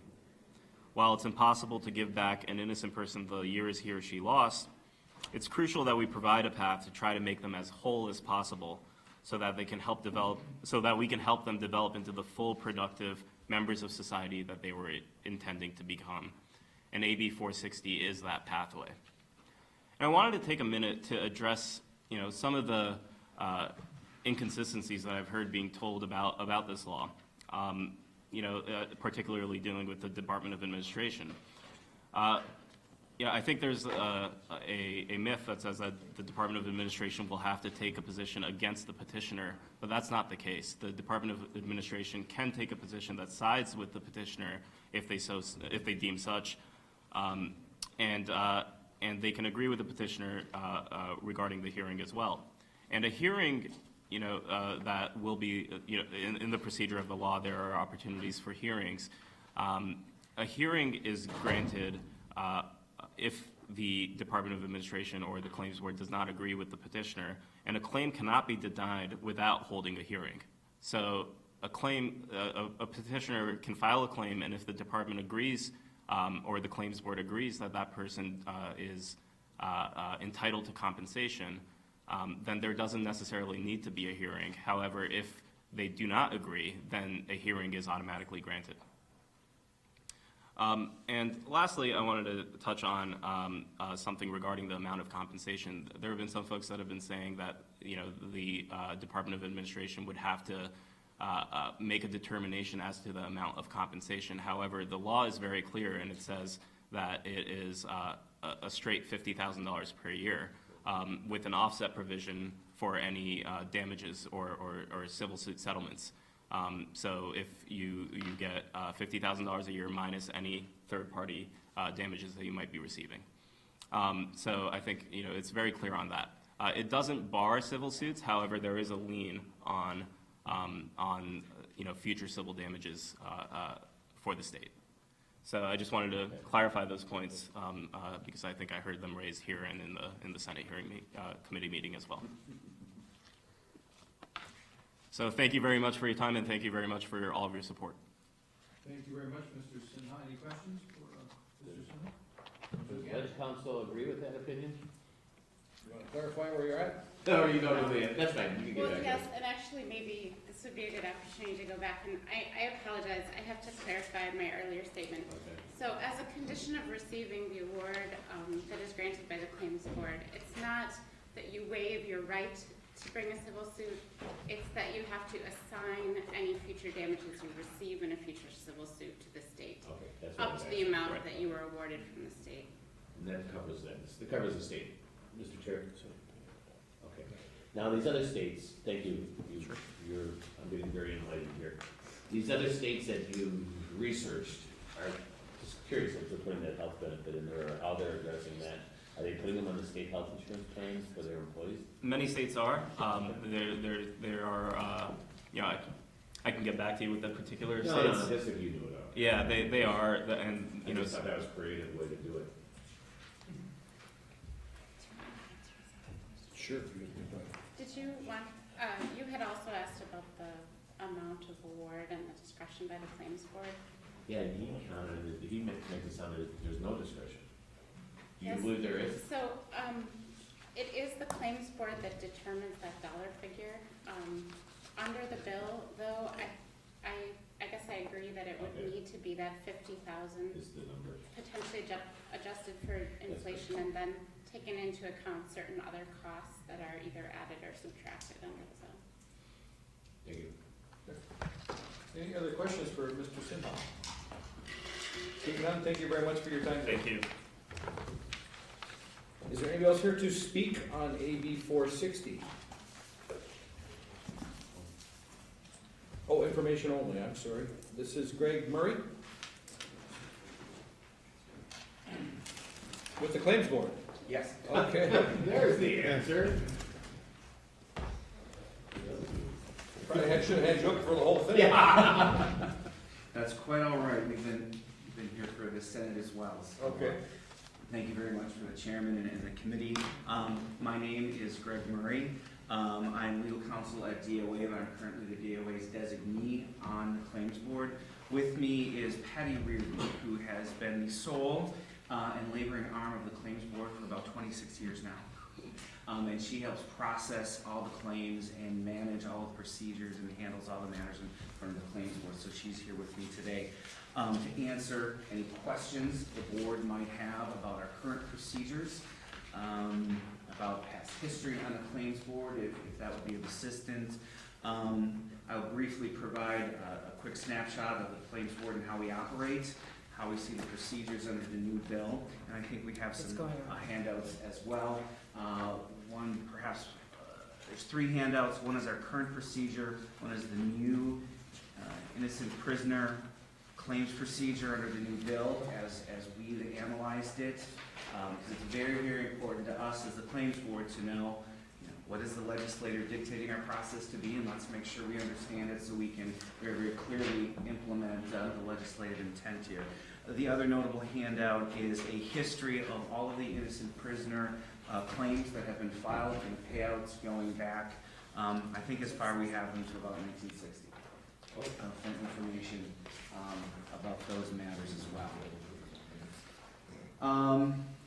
And again, just for the record, we're here for informational purposes. We're not taking a position on what are clearly some very, very important policy matters and significant policy matters in front of the board. That's not, we're not here to make comment on that. Briefly, in terms of the background of the board, it was established in 1957. It's a 5-member board. It has a member of each the Assembly and the Senate, as designated by the chairs of the Joint Committee on Finance. It also has a designee of the Attorney General's office. It has 1 designee from the Office of Governor and 1 designee from DOA. So that's the 5-member Claims Board. We typically meet about 4 times a year. Sometimes in budget years, legislative scheduling can become challenging, and perhaps those years we may only meet 3 times a year. Importantly, the board is not a court of law. We're not formally judges. We don't operate by the rules of evidence. We are a board of equity. And what that means is that we're tasked with making determinations on principles of fairness rather than strict decisions on formal rules of evidence and rules of common law. We're there to try and implement the best interest, fairness, and equitable principles.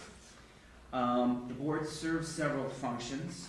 One of our main functions and probably our biggest value is to process claims by citizens and taxpayers who can petition for claims against the state if they believe the state may need to provide reimbursement or payment for situations where they believe the state, a state employee or a state officer injured or damaged their property, or one which on equitable principles the state should in conscience assume and pay. Recently, there was someone who was parked in a state park, and I think a trap, Emerald ash borer trap fell out of a tree and damaged the car, and that's a pretty typical claim that we get based on equitable principles. It was state property, it damaged some citizens' property, and would make a payment for that. We also hear certain contract claims, which I won't go into a lot of detail about, but in order to sue the state under a breach of contract, you have to come to the Claims Board first. It's part of the sovereign immunity waiver that the state's engaged in. Today, we're here to talk about innocent prisoner compensation, and that is currently under 775.05 of the statutes. What I'd like to briefly do is describe our current process, potentially answer some questions that I've heard raised here today, and then talk about how we see the future process. Currently, when we get a claim for innocent prisoner compensation, we have what I like to think of as about a 4-step process. Step 1 is someone files a claim with us. That comes to Patty. We review it to make sure it meets the most basic of jurisdictional and statutory requirements. For example, we want to make sure the person filing the claim was actually imprisoned in Wisconsin and can proceed forward in the process. There are certain deadlines. It only goes back to 1980. So we do a very basic review of the petition when it's filed. Once it's filed, we begin an information gathering and briefing process.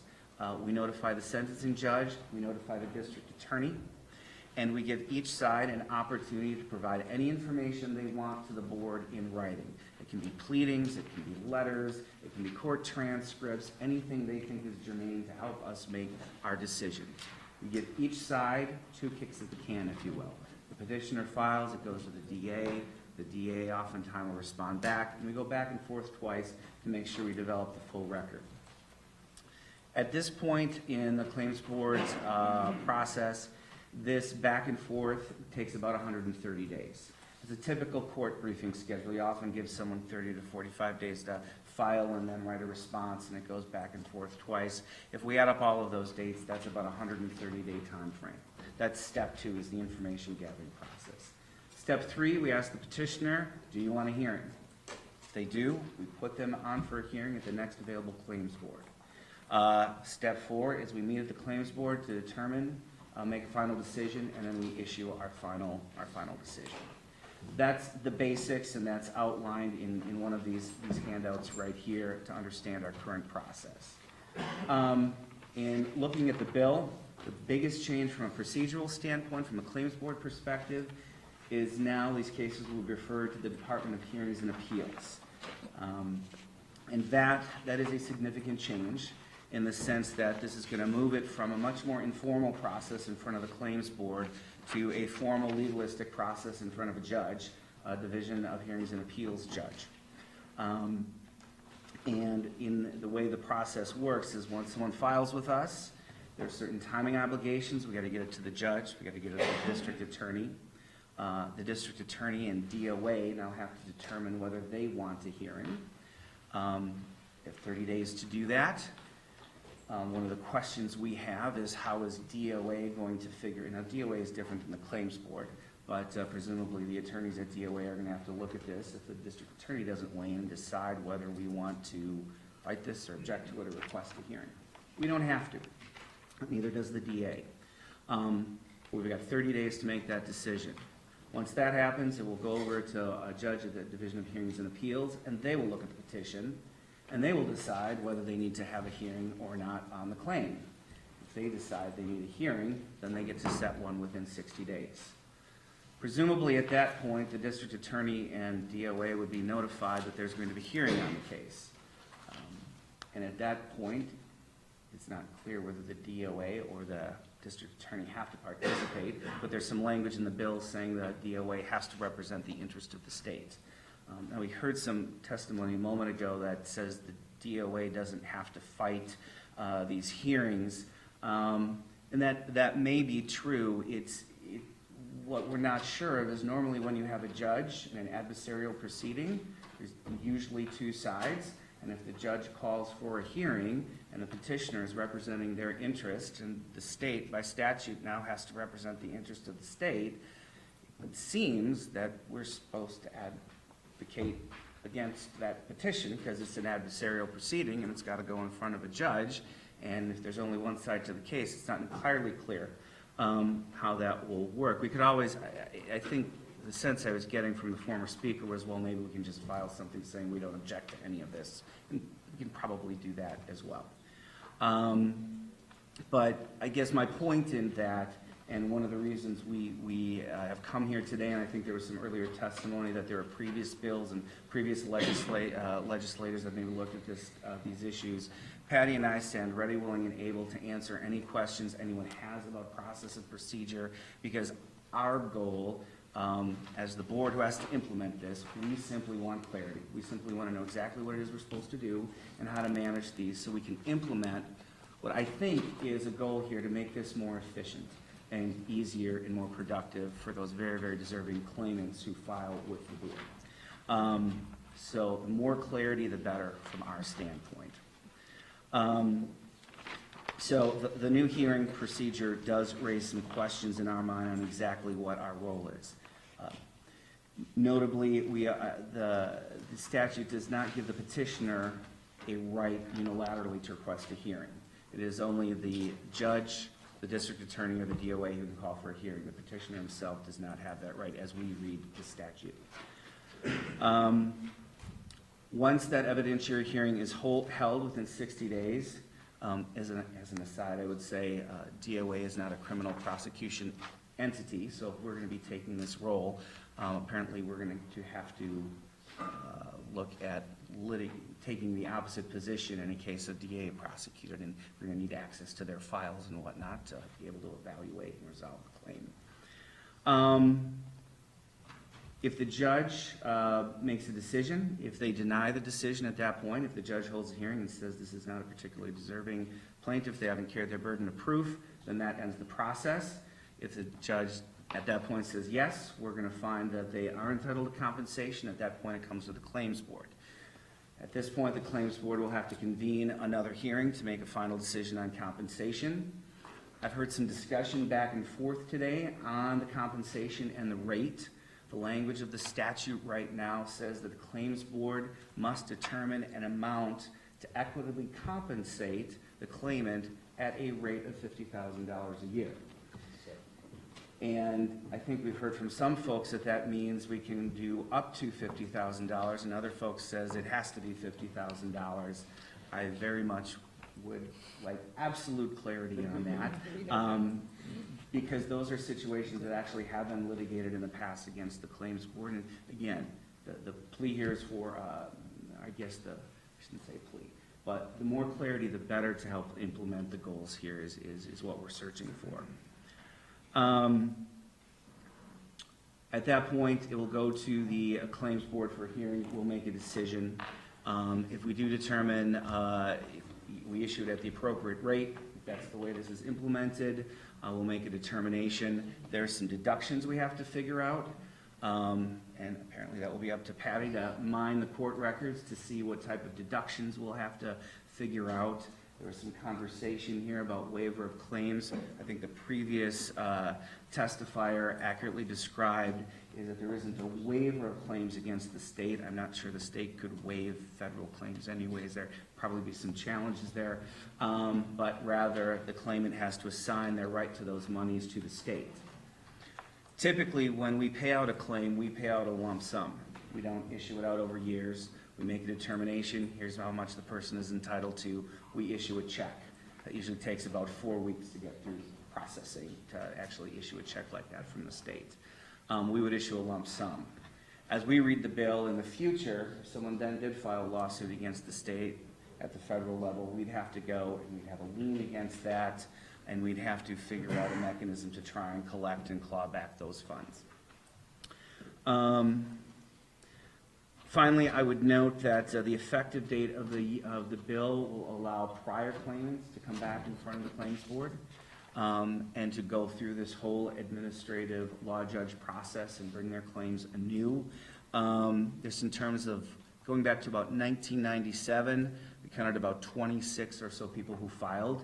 It looks like we paid out on about, how many of those? I want to say about 11 or 12 of those. So presumably we'll be having those folks. 14 of those claims probably come back in front of us. The timing for that, as indicated in the statute, is if someone files and the DHA decides that they're entitled to a hearing, we have to go to hearing within 90 days of filing. I anticipate once this is passed, there will probably be a lot of those folks knocking on our door for us to process and manage. Currently, Patty is only one of 3 staffers in our department who assists on these matters, and she spends about 20% of her time processing all of these claims for all the claims board. And that will fall to her to address all of these matters rather quickly within the first 90 days upon passage of this bill. I was just trying to respond to some of the other questions I've heard. I think there was an issue of whether hearings are required. Not in all cases, as we read the bill, if an administrative law judge decides to find that someone was entitled to compensation and either the DA or DOA object, there's no hearing required at that point. In all other cases, there is a hearing required. For example, the judge can't just decide not to pay on his own. In that situation, there would have to be a hearing. We talked about civil suits and the lump sum payment. I think there were some questions on estates. Was Mr. Ripp's question, but he stepped out. But as we read the bill, once someone passes away, the estate has 1 year to file after that person passes away to file a claim. So there's a statute of limitations there. And again, typically we pay a lump sum. So an estate was filing, we'd pay that to the estate, and then the estate would take that money and it would probably either be managed through probate or the estate dispensation process. I know you've been here a while, so I won't keep moving forward, but we're happy to answer any questions and stand ready to provide any assistance that this committee needs. Thank you. Thank you for coming. Should have had, like I said, should have had you up here earlier, so alongside some of the testimony. With that, any questions from the committee for Mr. Murray and the Claims Board?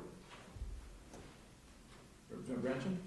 Just super fast, this Terrence Cranston in 1995 for $9 million, is that what the state paid out? No, that's the amount claimed. That first column is the amount claimed. If you look a few columns further, amount paid. Thank you very much. Representative Henry? Thank you, Mr. Chair. Thank you for your testimony. So the claims board handles everything, including the unclaimed property? No, we do not handle unclaimed property. Oh, okay. But everything else? Everything else? A wide variety of other claims. I always hate to say everything else because the state does a lot, but claims under $10,000 that have been barred by either the statute of limitations or other matters can come before the board. Unclaimed property, I believe, is handled through the Department of Revenue. Correct. And in your opinion then, does the bill, because he says it's adversarial, so you're concerned, does the bill need an amendment in your opinion? Potentially to clarify exactly what the role is for DOA in those situations where there are hearings, and DOA is required to represent the interests of the state. It might be helpful to clarify that if DOA can determine that the interest of the state is to support the claim as filed, some of these claims that you've probably heard today, the physical evidence is overwhelmingly obvious that the person has been exonerated. I mean, with DNA evidence and certain other information, we will get a claim. It is patently obvious that the person was fully exonerated. They are innocent of the claim. It seems it would not make a lot of sense for us to take an adversarial position in those situations. However, the district attorney who potentially could represent the state, DOA could potentially represent the state. I guess we'd want to be very, very clear about what our directive is there, and if we had the discretion to perhaps decide to support a claim if one comes in that on its merits is very obvious, that might lend to some efficiency in the process. Mr. Chair, I don't know if any of the authors are in the room, but I don't think that this was their intention. Shall I, or you, Mr. Chair, make sure that we talk, I think they would have liked to put forward an amendment, I would think, if they were here to hear this testimony. I would suggest that you probably approach Representative Hebel, probably on your side, and maybe Ian, Representative Creaney, could work something out if they're so interested. Excuse me? Senators here too. Oh. Excuse me? The senator is here as well. The Senate author. Well, being in the assembly, Absolutely, sir. we'll start on this end, and they could certainly work out with Senator Nass's office as well. Thank you, Mr. Chair. Any other questions for Mr. Murray? Yes, quick one. And I probably should have asked this sooner. So based on this testimony, there's only like 1 or 2 innocent people a year that come through our court systems, or you're turning down that many? I can't speak to how many come through the court system, I mean, how many come to the claims board. So you're only turning down a couple? It varies. Oh, but you don't see them, they don't necessarily. They don't, not everyone necessarily comes before the claims board, so. Okay. Any other questions for the Claims Board? Seeing none, thank you very much, very enlightening. Thank you very much. Anybody else here to speak on Senate Bill 460? With that, then, we, let's see, registering in favor is Barbara Sella, Senator Risser, Adam Plotkin, Lynn Davis, and Larry Glenberg. Next, then, we will move to Assembly Bill 382. We'll call up the bill's author, Representative Craig, and the Senate author. Yeah. Good to see Senator Nass back on the Assembly side. Feels good? Old home week, right? Yeah, some of us haven't missed them. Oh, wow. Do you have a nice afternoon? Did you get a cupcake from Representative Gorpile? His wife, no, the cupcakes are gone. You will not be getting a cupcake now. That's what happens when you're tardy. No, you got here for all the other ones. Thank you, gentlemen. You have the floor. Thank you, Chairman Swearingen and committee members, for hearing our testimony on AB 382.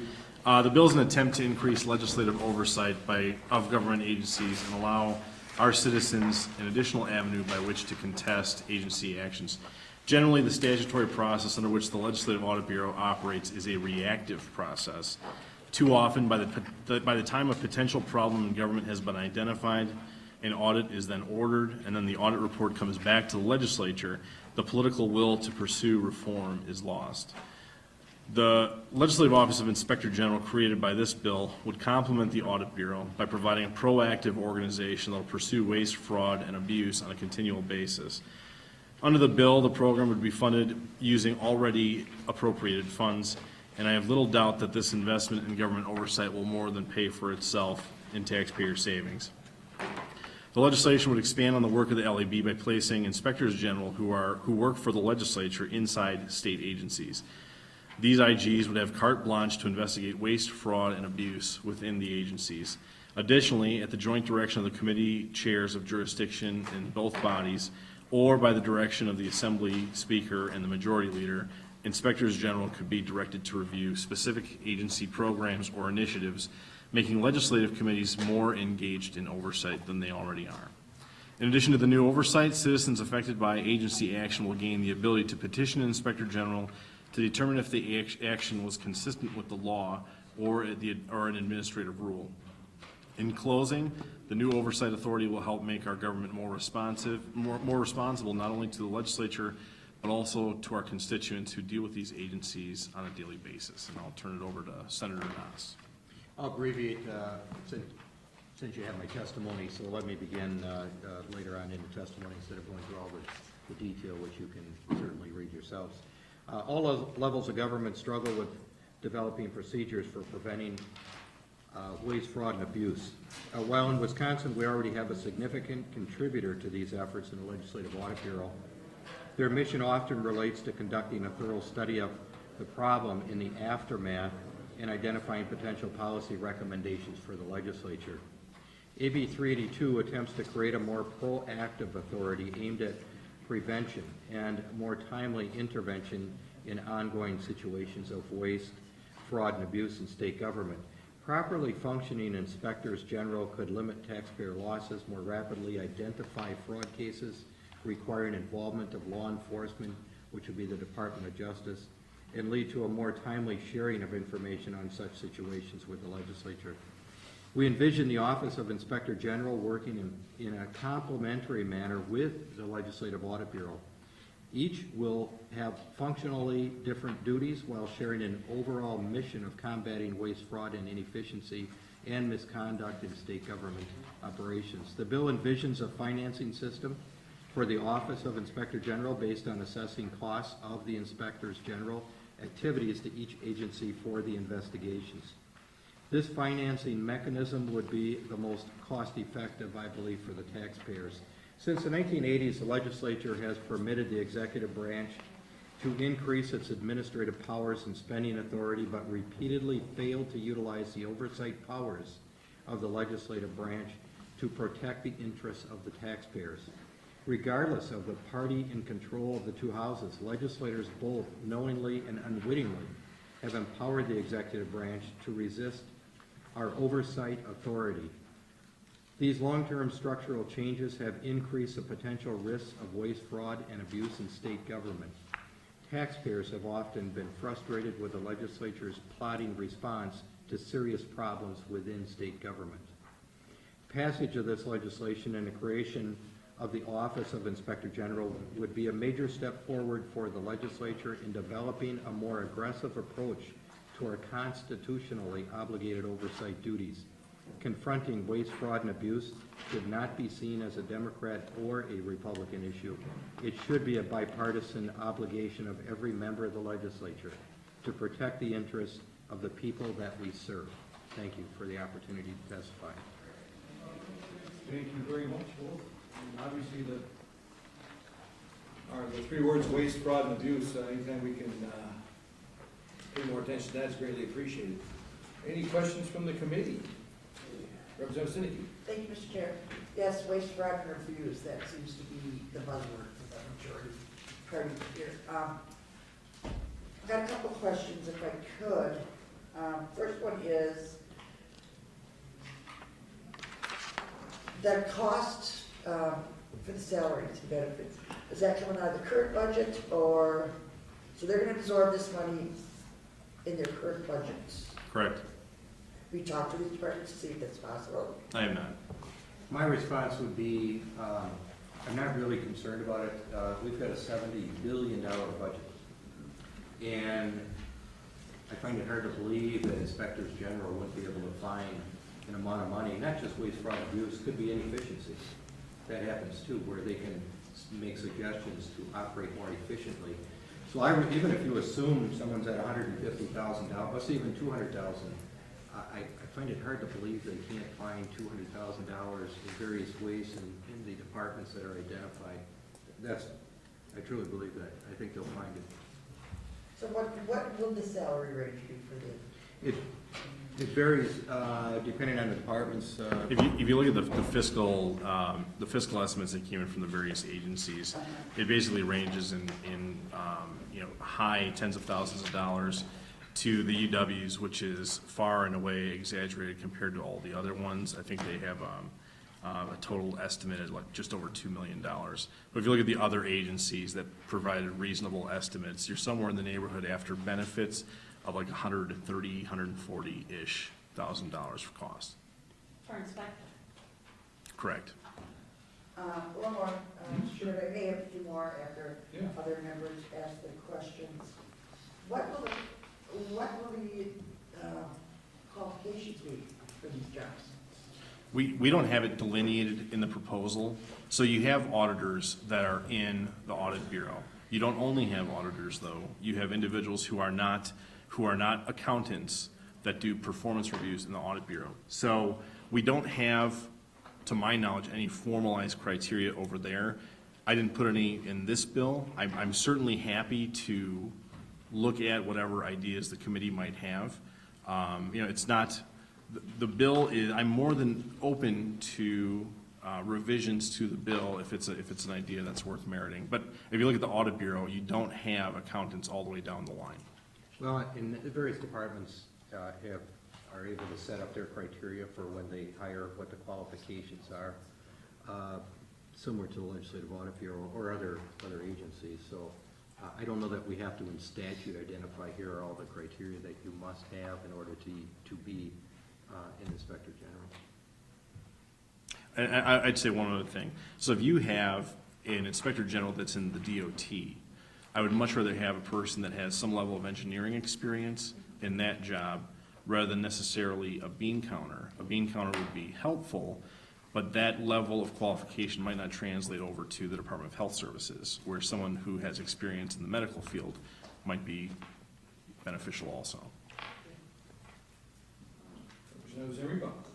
Well, Mr. Chair, I think the senator and the representative did just answer my question.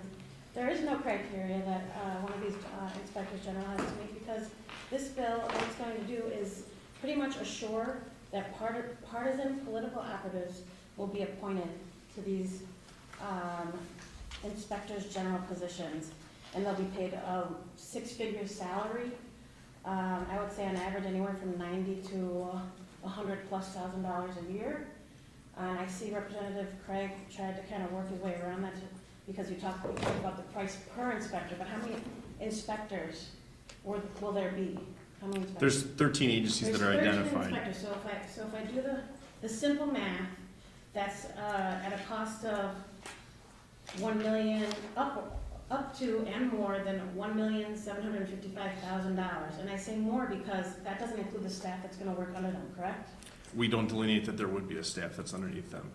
And don't forget, they have to find their salary in waste, fraud, and abuse inside the agency. And also the Joint Committee on Legislative Organization made up of both Republicans and Democrats would be appointing these. So that issue's come up before as far as partisanship, but with the Legislative Audit Bureau, we don't see that. They're nonpartisan, just as this would be. And over the years, long before I got here, there hasn't been the issue, it has not arisen that there's partisanship in the Legislative Audit Bureau. Just as I would suggest there's not going to be partisanship here being appointed by both Democrats and Republicans. No, they won't be appointed by Democrats and Republicans. They're appointed by JCLO the same way that the other legislative service Who has the agencies majority are on that? appointed. Who has the majority on that? Right now, the Republicans do. Because you're in the majority. Well, it could flip to Democrats. It's the same thing with LRB, Ledge Council, I LTSB. think that's a misleading statement. It's not gonna be bipartisan. You know that It right is. now the Republicans are in the majority. You have the majority on the Committee on Org that's gonna appoint these guys. So are the heads of the Audit Bureau right now, that individual was appointed by the same body. Is that individual a partisan appointee? Is Ledge Council, Terry Anderson at Ledge Council, is he a partisan? Those are not. Reference partisan. Bureau, Rick Champagne? Those They're are not appointed the partisan. same way. All right. This is too. Representative, this duplicates the nonpartisan work that the Legislative Audit Bureau already does, correct? No, it doesn't.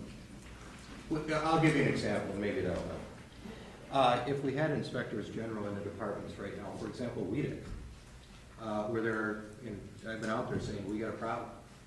An inspector general could have been in that department and for several years now been identifying problems within the department and bringing it to the attention of the chairs of appropriate committees, or if there's legal action that needs to be taken, take that route.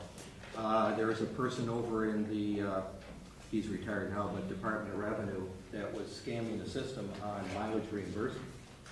Had there been an inspector general, they could have flagged that. And an inspector general is going to look at a broad picture, not just isolated to when we legislators step forward and say we want you to go audit this area of the department. An inspector general would look at the entire department at any time. University system, numerous occasions they're double dipping by individuals. The cows that died out at the Ag Research Center, a lot of that could have been flagged if there was an inspector general in there. But instead what had to happen is someone had to call me and say, we got a problem. And then I take it up the chain and try to ferret it out, but it's not looking at a broad picture. It's just one incident. So an inspector general that is in there would be able to look at the entire department and not just waste, fraud, and abuse, but also efficiencies that could be brought about too. Sure. But Senator, you're putting inspectors general who are appointed and directed by the legislature into executive branch agencies. It's like the fox watching the hen house, is what I'm trying to explain to you. And you bring up WEDC. This is your bill to respond to all of the scandal. Not at all. The millions of dollars in tax breaks and grants given to businesses who was unaccountable, no jobs were created, all of that scandal within WEDC. Is this No, your it isn't. response to that? No, it is to the not. scandal that is WEDC? Not at all. Not at all. I use that as an example, that had it been there, but if you don't want it there, then that, in any agency, could just continue on. Well, I guess it was Nobody will be Representative watching. Craig's spokesperson. I thought it was, I just read something here. I have something in the press by a spokesman for Representative Craig, who indicates that this bill, you drafted it as a response to the scandal that is Wisconsin economic development. I'd like to see what publication that is, because I've never said that. I've been working on this bill for some time now, one of the things that I told my constituents when I was elected 4 years ago was that we needed to engage in more legislative oversight over the executive branch. So your analogy that this is the fox overseeing the hen house.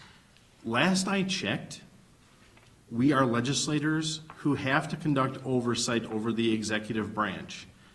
Am I missing something with our fundamental duty here in the legislature, that is some level of conflict of interest? Do we have just a total disconnect as to what our job in the legislature is? I have it right here, just as a Go ahead, follow-up, Paul. since I feel like the. Could I have the publication, please? It says ChicagoTribune.com, Craig and Knox spokesman, Mike Michelson, indicates, for example, an inspector general assigned to the WEDC, Wisconsin Economic Development Board, might have prevented the problems that have plagued the agency, Michelson said. Well, that's true, I just said that. I'm not sure what you don't That's what I just said. No, I'm not sure what that's you not what did. you said. You said if it was in That is not response what you to WEDC. That is not what the senator said. It is an example, just as I did with Department of Revenue or the university system. WEDC is an example. So we can say, let's not put inspector generals in any of these and let's just continue on with the waste. The alternative is to do this and capture that waste. We got a $70 billion budget. I can only imagine what the audit bureau, at our direction, they go out and audit. What we don't even know what is going on out there because we don't have someone watching in those various departments. There's no question in my mind there is waste out there. There's abuse going on right now under our noses. We don't know because we have to wait. We know. We know WEDC is rife with scandal. We're not talking about me, that was just an example for the third time. I'm gonna move on to. And I think that there's gonna be reform coming, where we're gonna try and address what's going on over there. Representative Borlaug. Thank you, Mr. Chair. Thank you guys for looking at this bill. I believe, as you just expressed in the power of the legislature, we're the first branch of government that's listed in the state constitution. And I may be a little partial as a legislator, but think that we should be the most powerful and have oversight over the executive branch. But my question is, how do you envision these inspector generals identify some sort of fraud or something going on? How do you envision kind of the reporting out of that? Do they report to a committee chair or to the appointing board? Or I'm just trying to figure out how, once something's identified, how that issue is addressed. If it's fraud, the bill specifies it's a referral to the DOJ. The legislature gets an annual report, as do the chairman of the committees of jurisdiction involving that inspector general. So it's a total information pass through from what the IG is coming up with information inside the agency, passing it on to the legislature in general. But even more, what we're trying to do is engage committee chairs in the level of oversight that we're conducting in state agencies. And that's something that I think has, over the years, eroded. Thank you. Representative Gannon. Thank you, Mr. Chair. Legislators, I gotta thank you so much. I'm a first-year representative, which you're probably surprised to hear that, huh? I am shocked that the legislature doesn't have somebody with boots on the ground in these agencies as it is. My neighbor is a CPA by training, and he does this for North Durham, which is a business. This is what businesses do when you're a business of that size, is to have somebody looking out for keeping track of this. Anyway, my question to you today is, I'm really confused now, is that as you were speaking, I'm out here looking to, I've learned quickly in the legislature that there's another side to every story, and I'm looking at those in opposition to this bill. For example, Common Cause in Wisconsin, Wisconsin Democracy Campaign, and Wisconsin Voices, and I was just on that little thing here, and Wisconsin Democracy Campaign, which one of their things is against fraud. Why would these groups be against, what are you doing? Tell me the other side. I want to hear the side. Why would they be against this, even if you don't agree with their opinion? I think it's probably because I have an R behind my name that I am suspect. We will hopefully find out later on. I mean, if I'm an individual that wants to go after waste, fraud, and abuse, is this a piece of legislation at its core when we are trying to go after executive authority? How that can be tarred as a bill that can be used for cronyism. when that is the very thing that we are gonna fight with an IG, as they do in the federal government. But let me say this. Federal inspectors general, which are largely effective, not all of them, but many of them are still tethered to the executive leadership of that agency. Ours goes a step further to make sure that that person is tethered to the legislative branch, who has the power of the purse. Representative Branson? No, thank you, Mr. Chairman. I appreciate bringing this up, and this is a common business practice that you actually have someone who's part of the department, but separate from the department, to make sure that there's good policy, to make sure there's streamlining, more importantly, that you have some oversight. My question to you is, based on these input, and that it's really not a partisan issue. If there either is waste and fraud, or maybe bad procedure, or duplication of services, that's either gonna benefit taxpayers or it's not. It really doesn't have to be a partisan issue.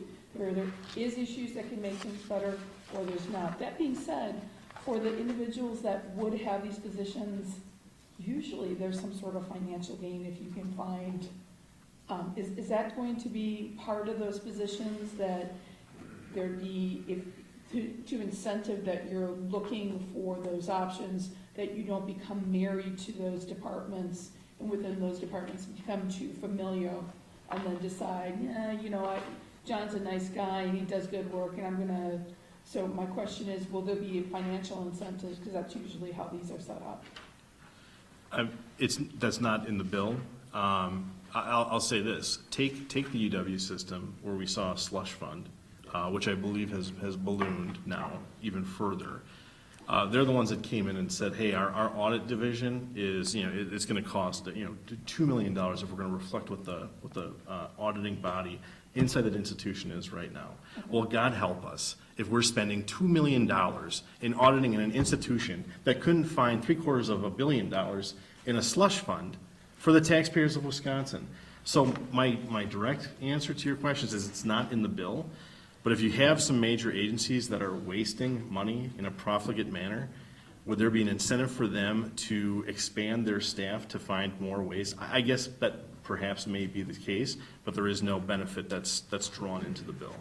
So I do know, and Mr. Chairman, just give me, so I do know that in Waukesha County, that as employees and departments find better ways and streamlining, that there can be a financial gain, be it a percentage or something. That may be something that we want to maybe put into that it creates those incentives to look for opportunities or look for ways to make better departments. Otherwise, without that financial gain, it becomes difficult to, and I understand that this government is a whole different level, but just want to make sure that that would maybe be an option going forward. And one other thing, Mr. Chairman, so as I understand it, it's 6 years that you've been, I really think is that maybe 6 years and you rotate 3 in one department, 3 in, fresh eyes go a long way. And again, it's your bill, you guys have a name on it, but. Yeah, and the reason that I went with that lengthy term was to further insulate this appointee from the political winds. Okay. So this political appointee, appointed by JCL, like all the other service agencies for the legislature, will over-serve or out-serve whoever appointed them by at least 2 years, if not 4 years, depending on the Senate versus Assembly. So that's intentionally made to insulate them from the political winds. Okay. On some of the, on the outside to your other comment, I know the Air Force right now actually has something very similar to that, and some of the military members have received thousands of dollars in putting forward inefficiency. And now that I think about it, we've got the openness, the transparency with the budget being out there, not just the budget, but the entire state budget, where actually you could probably jump the fence and take it right to the people, because you can sit home on your computer and take a look at that. And I know some that are raising questions even now on some of the leases we have on buildings, for example, and why, and it's raising the flag. So actually you could share that with the taxpayers should we go that far. Okay. And then you've got thousands of people looking. Perfect. Yeah, Rostown. A couple of things I wanted to address that were brought up, just to clarify. There's no slush fund with the EW system, and that's an inappropriate assertion. There was an amount of money set aside as a proper accounting practice that every large organization has to do to account for their rainy day funds or whatever properly. That's not, it's not an appropriate assertion, but I know it's a route for attack that you guys have had on the EW system for the last 2 cycles, and I just wanted to call that out. As far as this legislation is concerned, I have a couple of questions for the authors. One is, and I apologize, I was using the facilities while you two were testifying, but I got to read your testimony. But if you could just quickly reiterate for me, either one of you, why now and why are you doing this? Well, Dave started the bill rolling, but I think it's, I think it's just, its time has come, and unfortunately, we didn't think of it probably 3 or 4 or 5 years ago. It would have been good then, because as mentioned with WEDC, or with the Department of Revenue, or the university system, we would have flagged a lot of activity going on, the double dipping in retirement that was illegal, and several people had to quit, the cows that got killed at the research center, the problems with WEDC. Unfortunately, we didn't think of this several years ago. So what you're, if I can reiterate and tell me if this is correct, what you're saying is that, and again, the testimony, you're looking for a proactive way as opposed to reactive. Yes. Now, if that's the case, you know, I mean, the nature of this work has to be reactive by definition, the same way the police are reactive. Don't arrest someone for not committing a crime. It is reactive by the nature of what we're talking about. You can't say there's waste, fraud, abuse going on if there's no waste, fraud, abuse going on. You wait until there's an offense and you react. That's how it works. As far as the way that this is Can we respond to that? Sure, go ahead. So reactive is by way of a problem comes to the media or a problem comes to one of our offices. A news story breaks, complaints come into our offices, maybe the audit committee meets.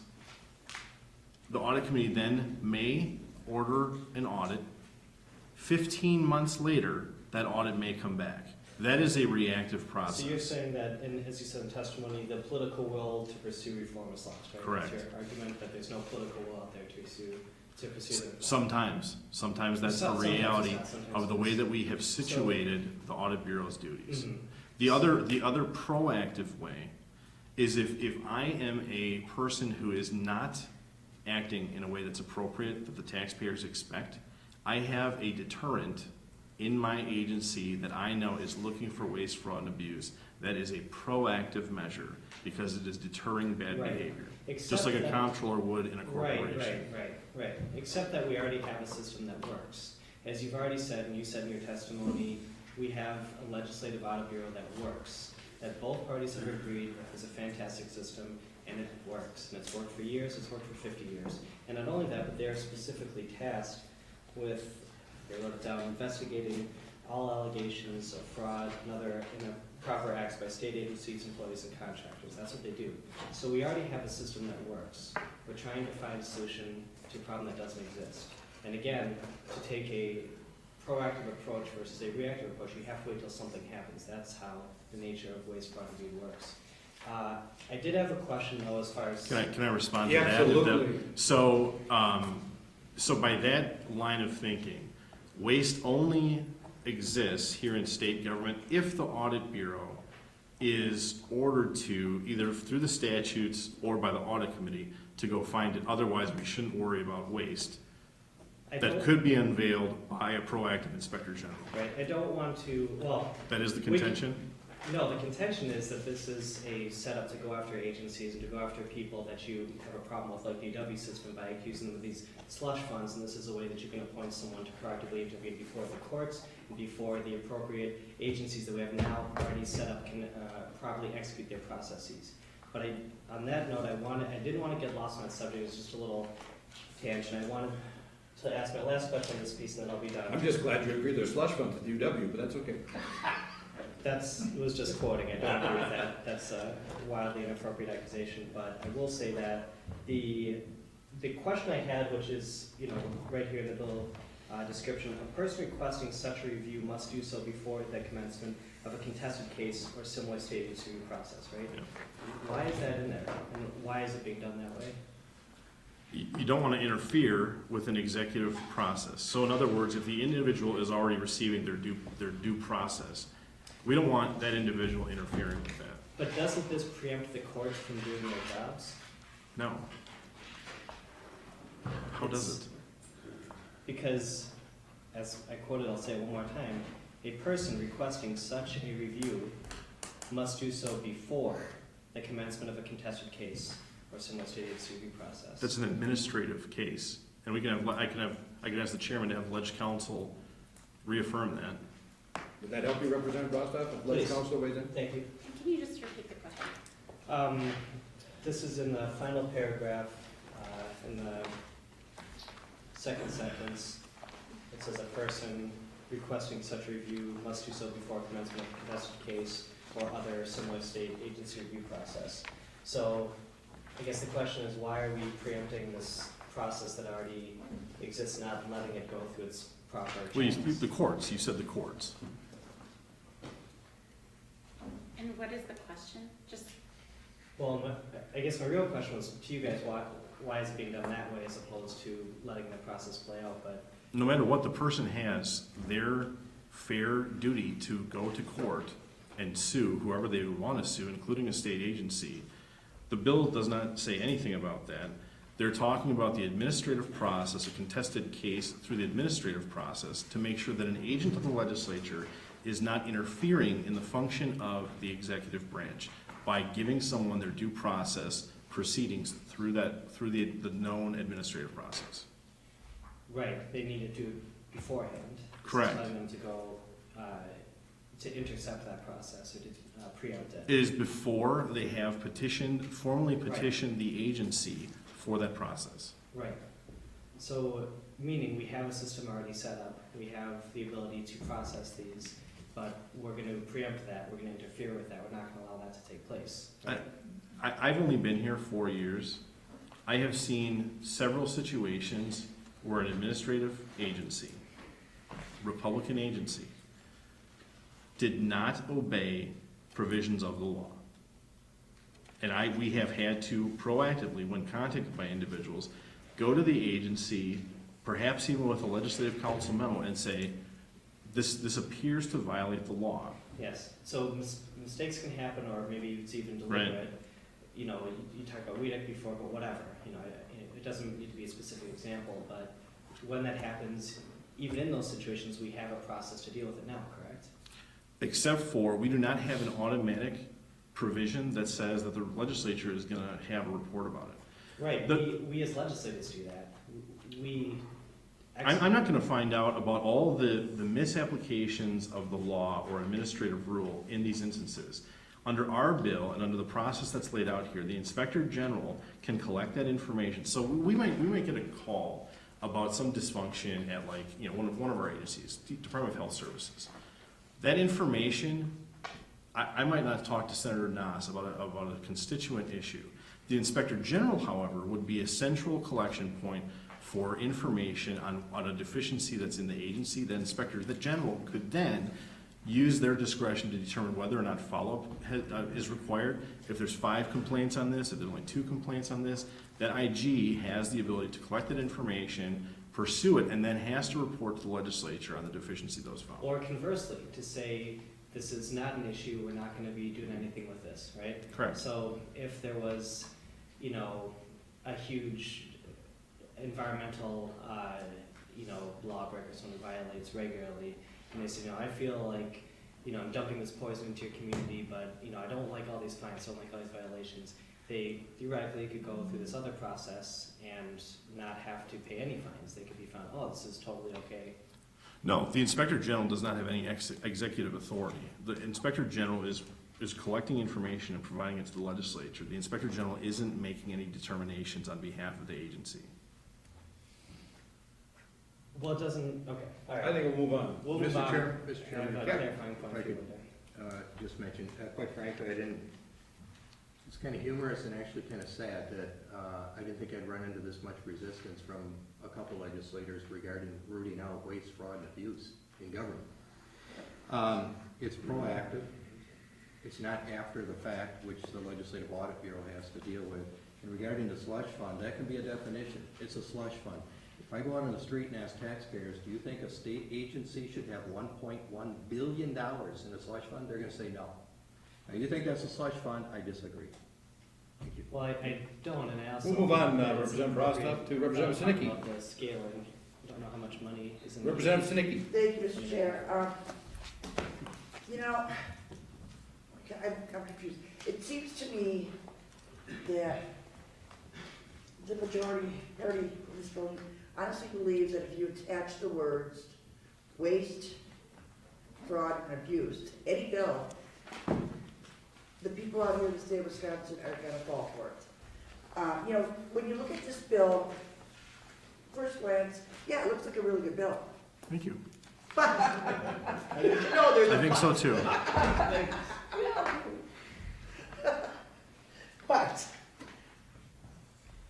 you know, when you talk about waste, so you're gonna put somebody who is going to make somewhere between $70,000 and $150,000 a year. So Rep. Sinicki, we're looking for a question. It's here. coming. Okay. I have to preface it. To sit in an office and pretty much watch over people, that's the gist of this. It's like a glorified babysitter. Thanks.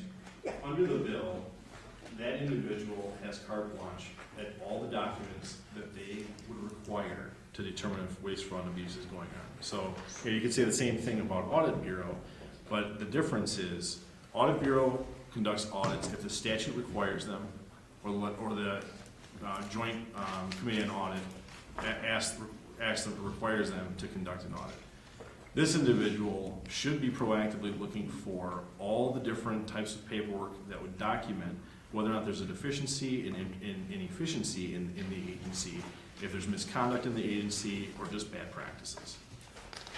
And this is what people who review practices do. I mean, are they out there with a machine gun conducting Rambo exercises? No. This individual is inside of an agency looking to do what, administrative workers do, which is, reviewing paperwork, determining whether bad practices exist. We're not asking for an action star to take these jobs. We're asking for people, that are serious about conducting these types of reviews. One more question. Sure. So, we're also hearing today AB 534, which directs each agency to pretty much propose what a 5% cut in their office would look like in the next biennium. But yet, so we're doing that on one hand, and Representative Craig, you're also co-author with that one.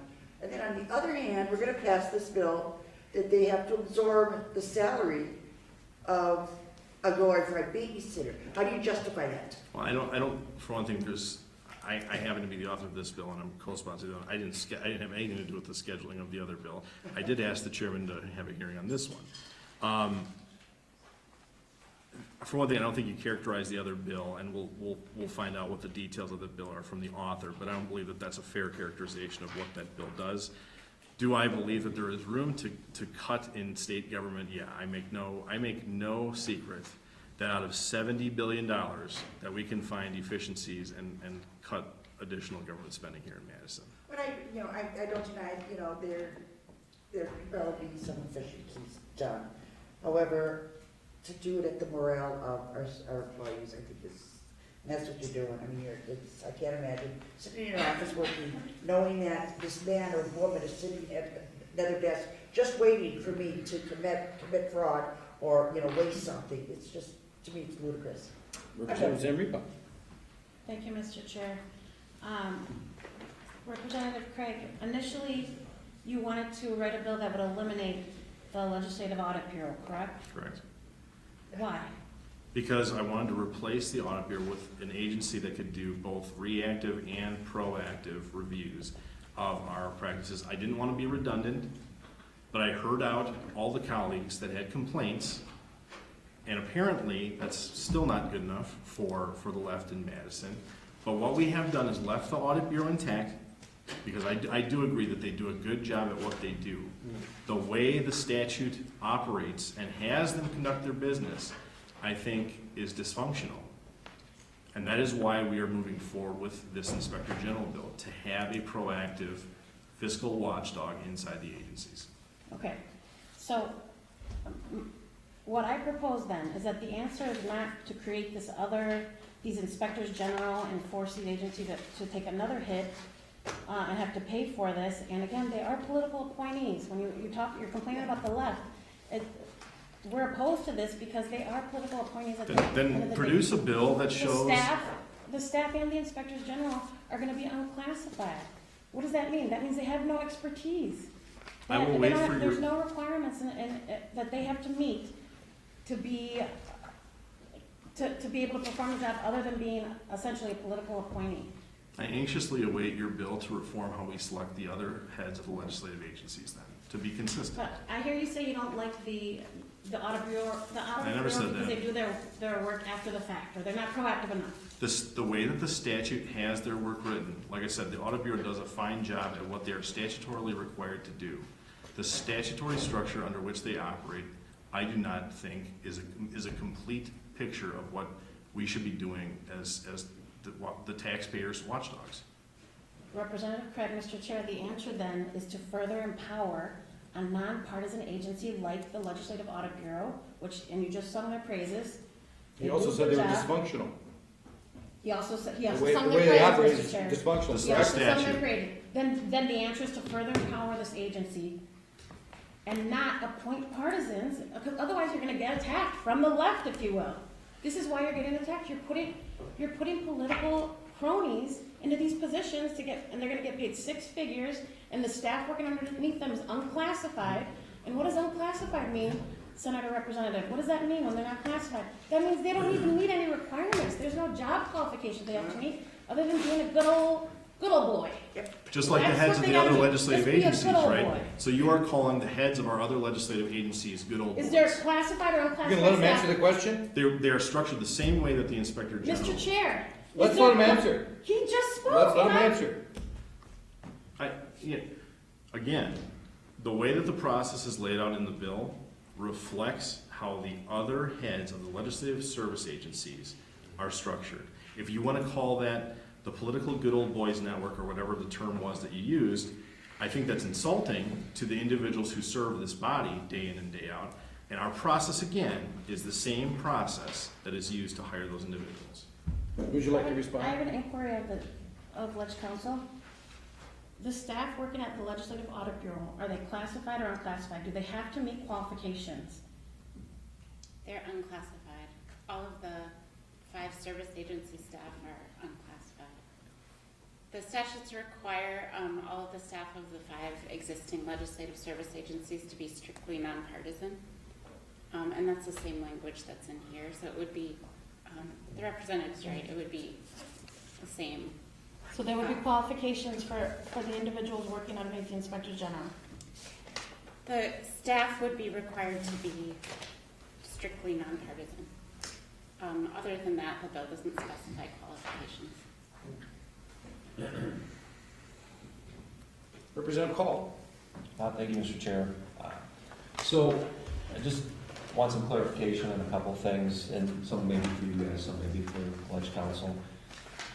You made the comment, I think it was you, Representative Craig, that these positions will need to fund themselves.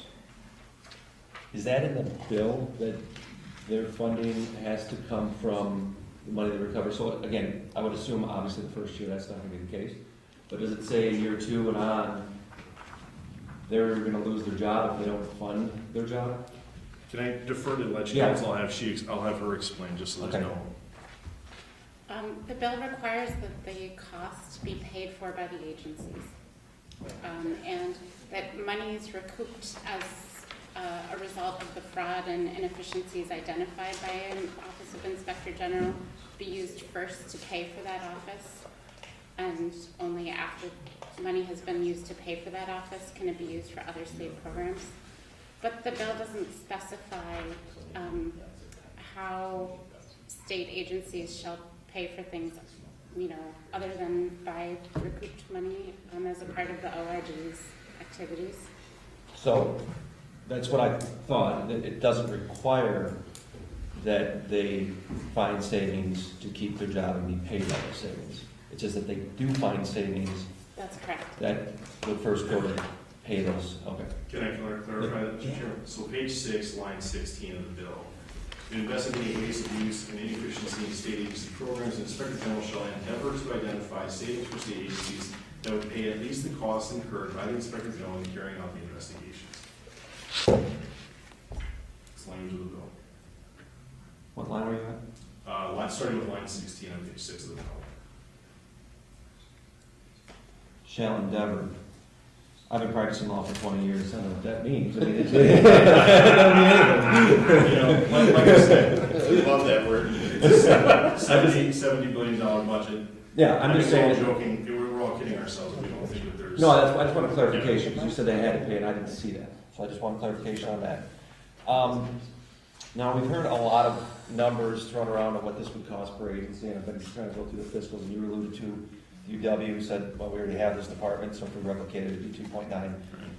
The one that was actually, I thought, pretty thorough, and it's a bit ironic, they were very thorough on this documentation, and they unfortunately have not been as thorough in the other loan documentation over at WEDIC and other background checks and following through on collection, but they estimate that it's gonna be $170 grand a year. And so, if you take that math and take it times, is it 13, is that what you said? Right. We're at a pretty significant number. And, if we were sitting on a $1.2 billion surplus like Minnesota, not so bad, but we're in a diametrically different position than Minnesota. And so, we need to, I guess, be realistic about if we're somewhere, let's just use a ballpark number of 150 per agency. When they factor in, because these guys actually went through, well, here's the IT, here's the software and all that. Do you think they will consistently, over a 6-year term, find that much waste, fraud, and abuse? Could be not. You're talking about There are 150 adjustments that can years, be made plus in a annual budget. increases. I mean, I can't bind the hands of another legislature. If it turns out that one of these IGs isn't footing the bill, I mean, this is something that the legislature can address at another time. What I would say is, do you have any idea what the audit bureau costs the state of Wisconsin right now? A purely, like I said, reactive agency? No. About $12.5 million over the course of the biennium.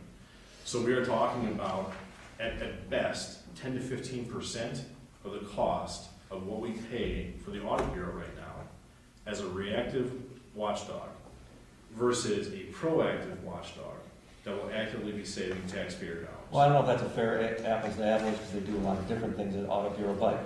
And I should say that there's an additional $2 million that they are paid to conduct the audits by the other agencies. And so, but my concern is, if we're using that 150 number and they have a 6-year term, which then brings up another question, they've got to find 900,000 of savings over 6 years. I'm just asking, what I think is a pretty legitimate question, I don't know if they can find that. So, they get a 6-year appointment, this is for you. If they aren't cutting it, how do we get rid of them? Because they don't get special carved out funding for that position, it's just part of the agency budget. Do we have to follow legislation to say, remove it from that agency, and then a month later, create it again for that agency so they can create a new one? Because if it's a 6-year appointment, I want to understand how you remove them if they add Inspector General. I mean, they are appointed by Jay Salo. I assume they serve at the pleasure. I haven't thought about that specific issue. And if you have to look into it and get back to us, that's fine. I mean, I'm happy to entertain, and I don't want to speak for Senator Ness, but I'm happy to entertain some language that says, hey, if we're not finding the savings that this IG is not producing, then, other measures are taken. I'm happy to look at that. Okay. I mean, the goal is to not be redundant, which is why I had my first iteration of the bill, which didn't go over very well. I'm trying to be flexible, Representative. You're nothing but flexible. So, and again, if you gotta look into that and get a memo to all of us, that's fine. is the audit bureau funded then? Are they part of the legislative budget, or are they a standalone budget? They're part of the legislative budget. So if this office is called the legislative investor, Office of Inspector Office General. of Inspector General, why aren't we funding it? Okay, so we came from a position where I didn't want to duplicate government originally, which is why I replaced the audit bureau with this agency. I didn't want to spend additional taxpayer resources for a redundant service. This, what we came up with, is a non-redundant service, which we are not allocating any more taxpayer dollars for, because the whole premise is that there is a waste, fraud, and abuse inside our $70 billion budget, and that should be able to be made up. The agencies are the ones that are spending the money. We're appropriating it, they are spending it, conducting their activities. If we are all on the same page, that out of $70 billion, we can find a fraction of that in savings by putting an inspector general there, that's the intent of the bill. Well, but that premise is the one I just brought up, would require them over a 6-year term to find over almost $1 million. And that's where I'm concerned, that they're not gonna be able to find that much. I know, honestly, it was something I think Representative Branchen brought up. I think what would be a more logical, potentially, approach that wouldn't really cost us anything is to implement a more of a whistleblower program where you reward by a percentage. So, for instance, there's a quad-time process under the federal law. So if they find somebody working in an agency, somebody, a contractor with an agency, whatever, they see something that's a problem, they see something going on, and at the federal level, they get a percentage, I don't know what it is, it's 10% or whatever, of what the overcharge was, what the misconduct was, et cetera. So they call in, they then have their inspector generals proceed, or actually it's the AG's office, the U.S. attorneys, that proceed. You then create basically all these potential people throughout the agencies, these sets of eyes, that would then call in and have an incentive to do so. And wouldn't cost us what this potentially will cost us, because I really fear that if there is all this waste, fraud, and abuse out there, and you guys have been in charge for 5 years, so I assume you've weeded it out by now, but if it's really there, I'm worried after the first couple of years, they're not gonna be able to self-fund those positions. So it's just something to think about. Yeah, I appreciate it. Like I said, I'd be happy to look at, alternative language that gets us to fiscal savings. That's the objective. Representative Borbaum. Thank you. Distilled down to its simplest form, I guess, could this be considered the legislature authorizing an ongoing audit of state agencies? Yeah, it's a thorough review. There are different connotations using the word audit versus review, and the type of people that are conducting that type of activity. So, an ongoing review of executive agencies, absolutely. Mm-hmm. And then, if one of these inspector generals finds something that's a little askew, they can then turn it over in their report to the audit committee to do a more thorough analysis of what's going on. It would come to the, I don't think we have one assigned to it. Well, I believe, I don't know who would assign Representative Swearingen to this committee. Let's take it clear, like the health committee, who would have jurisdiction over the Department of Health Services. The chairman of the health committee would be receiving the information from the inspector general. So the idea is not, let's decentralize the information reporting, and no one actually takes ownership of it. It says the legislature is going to get the information, but more specifically, the chairman of the committee of jurisdiction is getting responsibility from the OIG. The OIG is giving that committee chair the information. Now what happens? That chairman's political skin is now in the game, and that individual should have a level of competency to make sure that there's follow-up to determine whether or not there was wasteful spending, if there's a change that's needed in administrative rule, or by other legislative action. Okay, thanks. Representative Brostow. Thank you, and I just had a question, so maybe you can clarify from something you said earlier. As I understand it, the bill's text, it allows the Inspector General to examine claims made by any person that the agency action or an order has, quote-unquote, adversely affected, and that person's claim must, as I said before, be made before they're involved in a contested case or hearing or the agency review procedure. Is that right? That sounds right. I mean, that sounds like Or the maybe conversation we had before. Okay, well, if the person is going to go through that process as opposed to the process we have now, why is that a better process? Why does that improve upon what we have? Yeah. And I'll have a thought. Go ahead, sorry. Because again, right now the process goes ahead. The agency isn't going to necessarily connect the dots with the legislature to make sure that, hey, we have a dysfunctioning system here, or hey, we've let's say inadvertently executed administrative code. Is the agency necessarily going to be the one that's going to bring that about, or should we have an independent watchdog that's also seeing that, who is then charged with reporting that to us? So we're not relying on the executive agency, which is what we're relying on now, unless it goes through the audit process, which again is a multi-month process. Right. And one that we've both agreed works, one that we agree that the legislature... To a certain extent, I'll say. Okay, fine.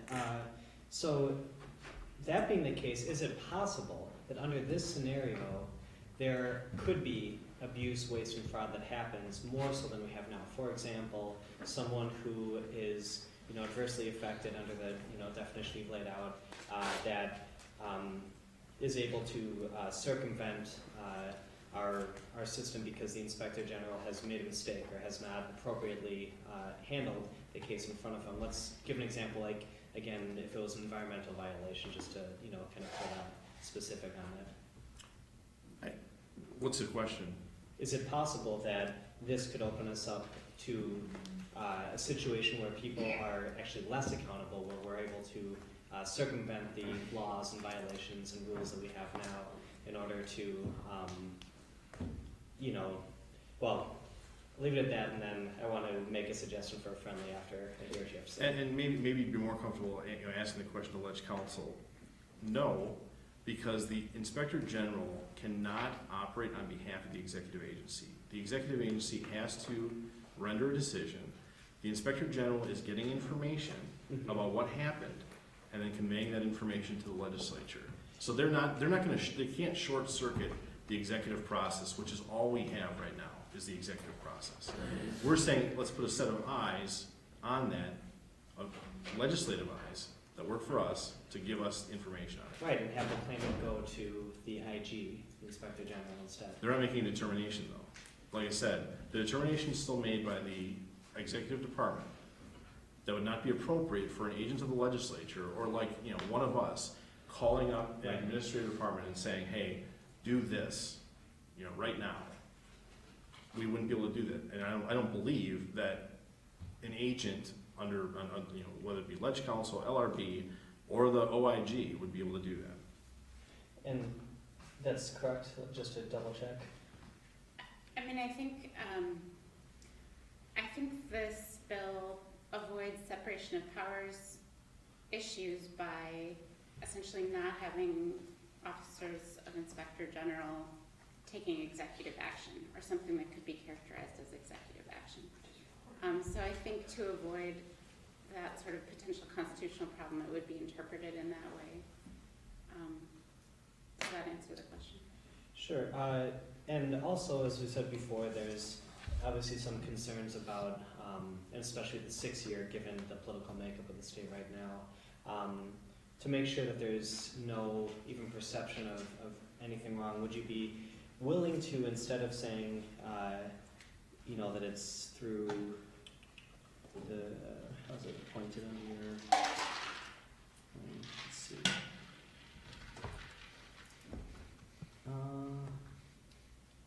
Can't find the paper where it says how it's appointed, but instead of being through the... JCLO. Yeah, and in this case, we have one party rule, obviously, in our state all the way down. Instead of that, would you be willing to say that there's bipartisan input on the appointment? So this is how all of the other legislative service agencies heads are appointed. I completely So understand. there is input. Yeah, but I'm saying, as a friendly to this, to address the concerns brought up, are you or I guess I should ask both of you since it's both your bill, are you willing to say that the, whatever it is, but the minority party, maybe 6 years it's different, or 12 years, or 18 years from now, but the minority party also has, one of the check and balances on this? Well, I think with the appointments of the individuals that are there now and all these other aspects, that problem doesn't exist, so I would say no, it's not necessary. If you're gonna do that, then you also ought to go in and change all of the other appointments going forward. So Because your argument is, that could materialize at any point. Whether it's the Legislative Audit Bureau, any of the other agencies, it could materialize. Right, we have a bureau with 50 years. Using what you're arguing. Right, we have a bureau of 50 years that's worked very well. We both agree, it's a bipartisan. We all agree that it's worked very well. What we're talking about is something very different, and that's the only reason I asked. But it sounds like the answer is no. It's not something that you both agree with. It's not something we're interested in. I think that the way that we hire the legislative service agency heads is a good process, and that's why we put it in the bill. Fair enough. Representative Gannon. Just real quickly, gentlemen, okay, after hearing this testimony, I have to do some math because I'm confused here. The way I understand this is during the budget process, the state budget for 2 years is roughly $70 billion. The state of Wisconsin has roughly 60,000 employees. Your bill is asking for, of those 60,000 employees, effectively, we're going to have 13 inspectors. Would that be correct? That's Wow, that's really not enough. Anyway, I did the math, and at $150,000 per year times 13 inspectors times 2 years for a budget, that comes out to .0000056 of the $70 billion budget. I cannot, in my mind, as a business owner, think spending less than half of 1/1000th of 1% in order to keep my employees and my business operations running as efficiently, as honestly, and as truly as possible is out of line. So, gentlemen, any comments on the math? Without double checking your numbers and assuming you are a math scholar, No, I'm not. I would agree with your sentiment. Thank you. Representative Zamripa. Okay, I have a question for Ledge Council. Ledge Council, under this bill, can Speaker Voss and Senator Fitzgerald direct the inspectors general? The Speaker of the Assembly and the Senate Majority Leader may jointly direct the Inspector General assigned to a state agency to examine records or programs of the agency. So yes, they can, Speaker Voss, Yes. under this bill, Speaker Voss and Senator Fitzgerald can direct these inspectors general. This is what I mean, guys, when I say it's the fox watching the hen house. And I'm gonna go back to, I appreciate Representative Rostoff asking you if you would entertain some amendments. I can tell you, like Representative Call a lot, I'm asking you for the same, hear me out. I got some amendment ideas that would make this bill better, because I'm telling you right now, you're putting political appointees in place here with no real job qualifications, other than, as I said before, being a good old boy. So And as I think Ledge Council said, is how the Audit Bureau is currently situated. So I'm not making those connections, that they are part of the old boy network, whatever you just said. But that's, We're lucky to yeah, have if you wanna do that, that's representative- fine. We're lucky to have long-serving legislative service agency heads who are fair and nonpartisan. But I'm asking you right now, in today's political climate, you know it's an ultra-partisan world. And I'm asking if you'll consider amending the bill to set up a procedure where these inspectors general are truly appointed in a truly, totally bipartisan manner. Right now, the way it's written in the bill, they would be appointed through what? Org, correct? The committee on org. Just like every other head of the legislative service How many agencies is. Republicans are on org? How many I don't know. Republicans are on that committee? I don't know, I believe there's 6 Republicans on that committee. How many Democrats are on that committee? I don't know. I think there's 4, because the Republicans have the majority in both houses. The Republicans have the majority on that committee, which is why we are saying it leads to political partisanship, sir. Will your amendment change how all the other service agency heads are appointed? I'd be willing to entertain it if it changed the way all the other service agency heads are appointed. And I have to assume that you have the same, or would have had the same distrust when Governor Doyle was in office and the Democrats likewise controlled from top to bottom. Senator, you know I wasn't here then. I didn't Yeah, come- no, but I came in I'm with- saying you, it's a fact. That was the case. That had you been here, you would have raised the flag. I was and not said, here. "You I am can't not a do that." senior statesman like That's a good way to yourself. dodge the question. I'm not, that's great, Senator. Mhm. How about this for an amendment? I'd like the inspectors general and their staff to have job requirements that they have to meet to get hired. Would you consider it? Are you gonna do the same to the audit bureau staff? I believe the audit bureau staff does meet requirements. Ledge council just said the other, I don't wanna speak for ledge council, but No, that was an issue around being classified or unclassified, not, it's my understanding that audit bureau has to meet specific training and experience thresholds by law. I think that is true. I don't have them at my fingertips, but not all the employees of the audit bureau, but just the state auditor has certain qualifications they have to meet. Yeah, the question I asked earlier, I asked her on classified and unclassified, I was mistaken. But is my understanding that they do meet job requirements? the head or the, I The mean, staff we're who's talking, hired, we're talking. I'm talking about the inspectors general and the staff. Yeah, I'm asking if you would consider that amendment. if we're gonna do the same thing, if it's meeting the same benchmark, in parallel with the way that the audit bureau staff, I'd be willing to entertain that. So the state auditor's statutory qualifications are that they must have training equivalent to that represented by graduation from a college or university with work in accounting, finance, economics, statistics, program evaluation, business management, or other such subjects as are determined by JCLO to be appropriate. So that's the friendly. So JCLO still has the. I'm Any other gonna questions look for at the authors? I don't wanna speak for Senator Russ, I wanna look at that. Any other questions for the authors? Seeing none, thank you very much, gentlemen. Next, we have Matt Rothschild, speaking against from the Wisconsin Democracy Campaign. I get to start.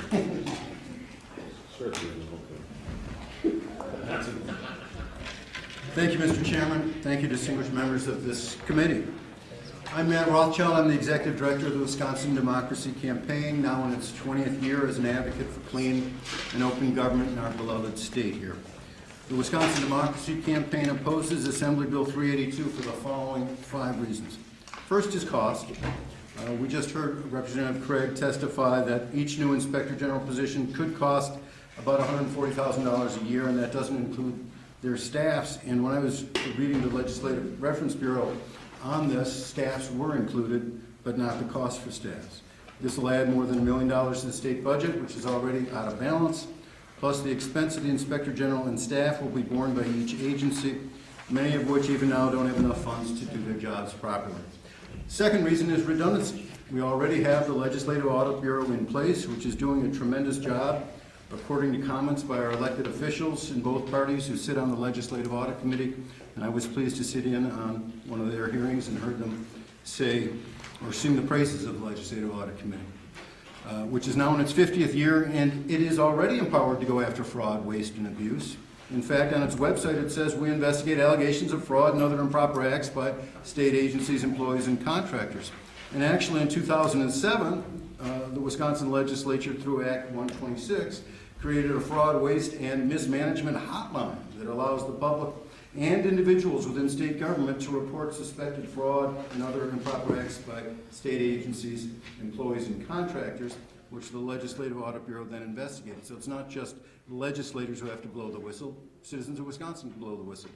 So we don't need the inspectors general because we already have the Legislative Audit Bureau.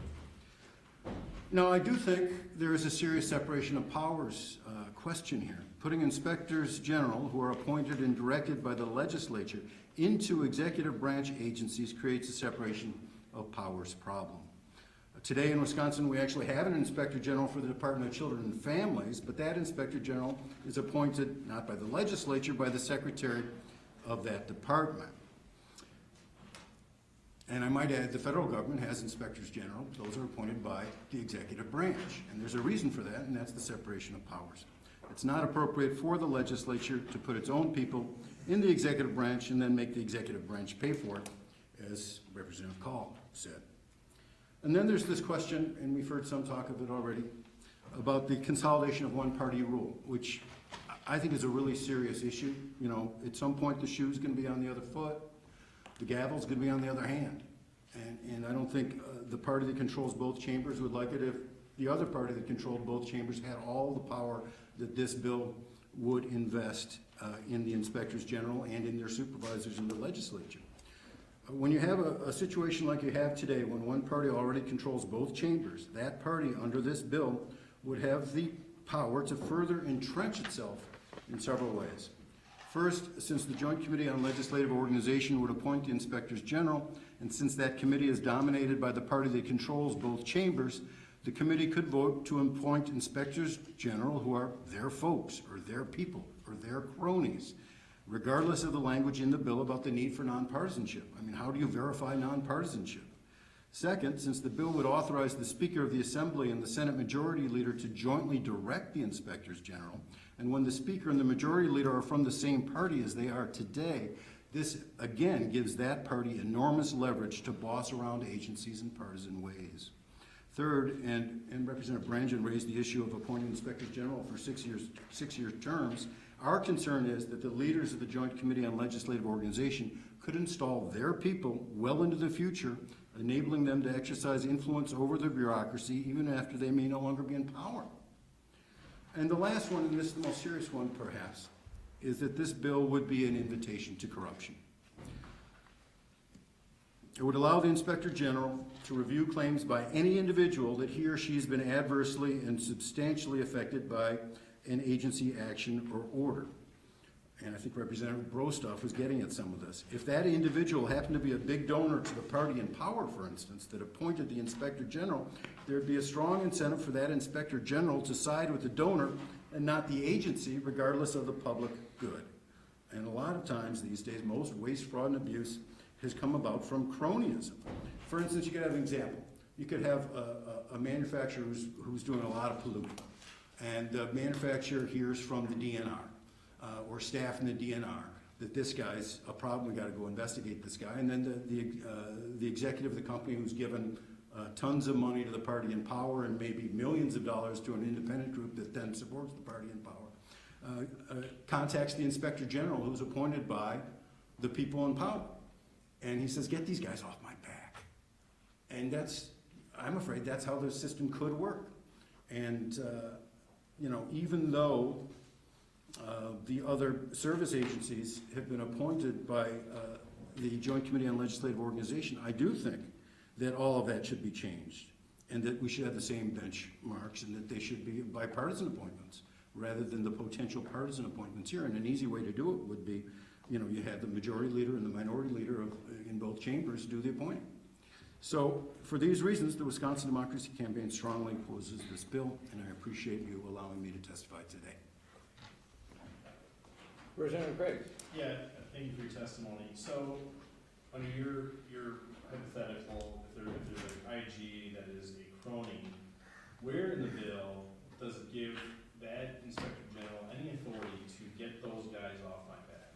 Where in the bill is that? So he would go, the CEO then would go to the Inspector General, and the Inspector General would go back to the committees that are run by the same party, the one party, and then the committee chair can start breathing down the neck of the people in that agency that the CEO said are getting on their tail. Okay, so if that were to occur, do you need an IG for someone to petition their legislator to do that? Well, you know, that may be happening now, but, you know, the Inspector General, I think it would give much more power for the Inspector Generals to go in there in each agency and try to, if they are partisan, to try to affect, essentially further, potentially further advance the interests of their donors rather than the interests of the public. So just to get an answer at the question, is there anywhere in the bill that it gives the Inspector General any authority to do any of that? Well, I answered the question. They go to the heads of the committees, and the heads of the committees are from, as it is today, or it could be in another time with the other party in power. They'd go to the committee chairs, and the committee chairs would say, what's going on over here at DNR? I think that means no. But, any other questions for Mr. Rothschild? Representative Enrico? Thank you for your patience, Mr. Rothschild. I appreciate your testimony. You're quite welcome. So I wanted to ask you a little, to just expand more on how this is going to lead to more political partisans and less real rooting out of any corruption, of any fraud. Again, I asked Ledge Council earlier, is it in the bill, does it not say that Speaker Voss and Senator Fitzgerald can in fact direct these inspectors general? Yes, it does, and that's one of the reasons why we think this is a bill that would consolidate one-party rule. And it gives also another thing that I didn't put in the testimony, it gives but I tried in answers to Representative Craig's question, tried to underline that it gives the committee chairs also the power to direct, and when the committee chairs are all from one party in both chambers, that's more power in one party's hands. Can I just follow, Mr. Chair? Did you hear my amendment ideas, Mr. Rothschild? I did hear your amendment ideas. Is that something that the organization would get behind or not? Yeah, I think we get behind those ideas. I also think just the straight out answer to the question from Senator Donis and Representative Craig, if you don't mind, should be just a straight up yes. Yes, every other service agency should be appointed in a bipartisan way. It's not the way it's done now, because the way it's done now, and I cast no aspersion about people who are currently heads of those agencies or their staffs, but we are in an atmosphere of unprecedented partisanship. I just finished reading Tim Cohen's book, for instance, which underlines a lot of what's going on. I've talked with Senator Dale Schultz a lot over the last 12 months since getting this job, and he has been shaking his head at the partisanship over here. And so I just think we should, rather than open the doors to more partisanship, we should try to close the doors. Open the doors to less cronyism. We should shut the doors on the potential for more cronyism. We've seen the problems of cronyism. Well, I'm happy that Representative Craig was open to those amendment ideas. I look forward to talking to you offline. Okay, I didn't say that specifically. We had Well, specific you were amendments open. that we were open to, sure. Representative Borkwagle? I'll pass for. Representative Gannon? Thank you, Chair. I'm confused here. So cronyism, the fear of cronyism, but your statement was things are going fine at the audit bureau now, so there is no problem. But a fear of a potential problem should stop this legislative body from trying to root out inefficiencies and waste. We should not go after trying to save taxpayer money because somebody, maybe a Republican or a Democrat, that's doing the looking. Do you know that in this state, there's probably very few people that would say that they're not one party or the other? So basically, you're saying the 5% that doesn't declare, or 15% or 20%, or the only people qualifying find waste for the taxpayers? Representative, I appreciate the question. First of all, I think the Legislative Audit Bureau is doing a tremendous job in what it's assigned to do, which is just what this bill is telling them to do. And secondly, I just think we need to be aware of the problems of cronyism that we've seen already. I mean, here we had someone who gave a $10,000 contribution to the governor's re-election campaign the day before the election, and then his chief of staff runs over to Weedick and tells them to give him $3.4 million of an unsecured loan. They only gave him $500,000 of an unsecured loan, but that's $500,000 that we're out of. And so we're in an atmosphere where there's been a lot of cronyism and where there's ultra-partisanship, and where there's seems to be an effort, both with the Government Accountability Board bill and the campaign finance reform bills, to give an advantage to the party that's in power right now. And so I see a pattern here, and it's not a pretty pattern for our democracy in Wisconsin. Representative Craig? So, we have 2 inspectors general right now that our bill transitions into legislative inspectors. Would you prefer to have 2 inspectors general appointed by the administration overseeing actions in the administration, or would you rather have legislative inspectors general? Let's just talk about these two.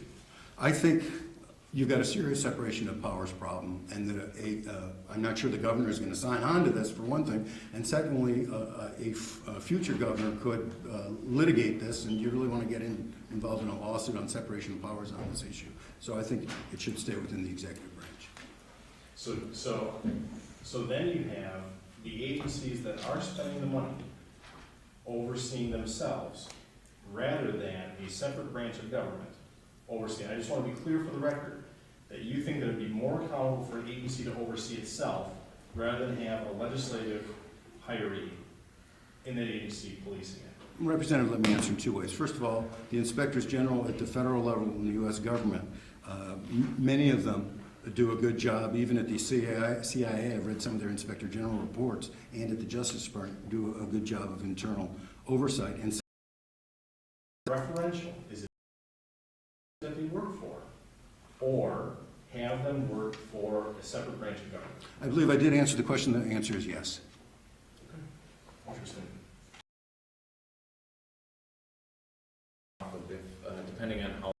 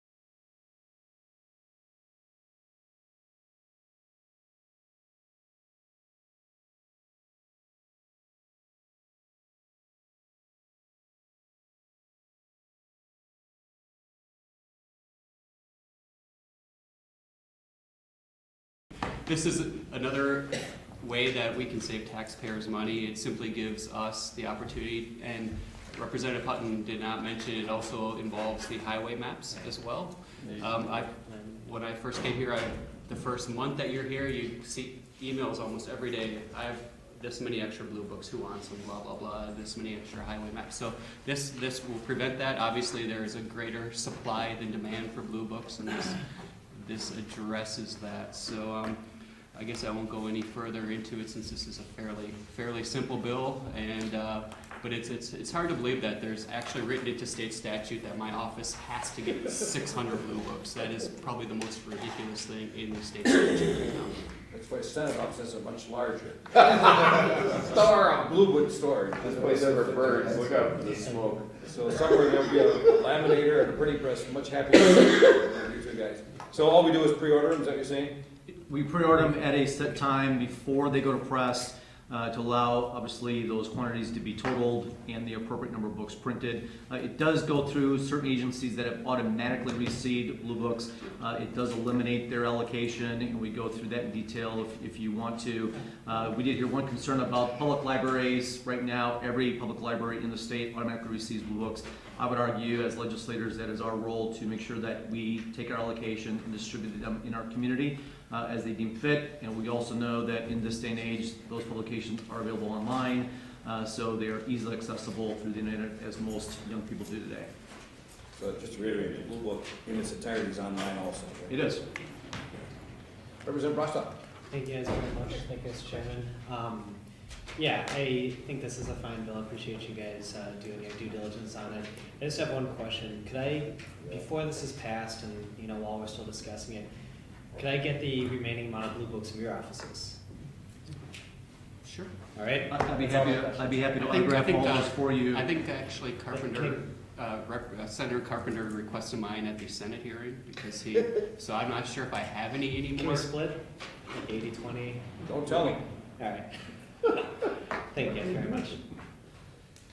Just Representative Sinicki. Just, are we given a set amount of maps at the beginning of each session? The laminated and the trifold maps. You do not hand them out at parades. That was probably the most humorous thing I found at parades, is trying to hand out maps to people under the age of 40 and say, why are you handing them out? I said, your phone made that. Your phone made that. And I don't think I've given any maps out this session yet. There you go. Nobody wants them.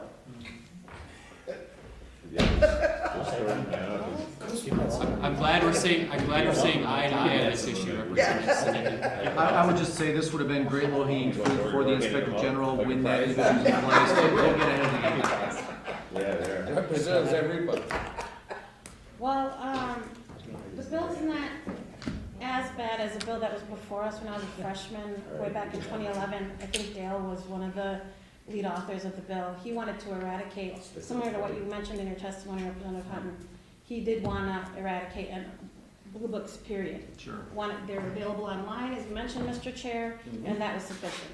And so I want to forewarn all of my colleagues, not just the Republicans, because frankly, you got plenty of Democrats on this bill. You got a couple Democrats in committee who just sung its praises.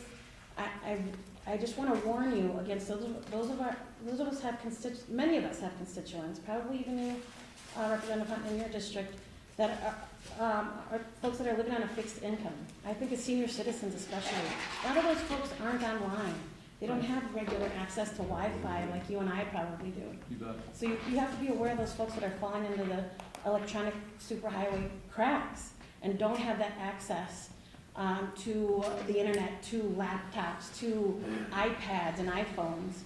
And so be careful when you do legislation like this. I think this is a nice kind of revision of the bill, because I remember that bill in 2011 when they wanted to do away with them completely.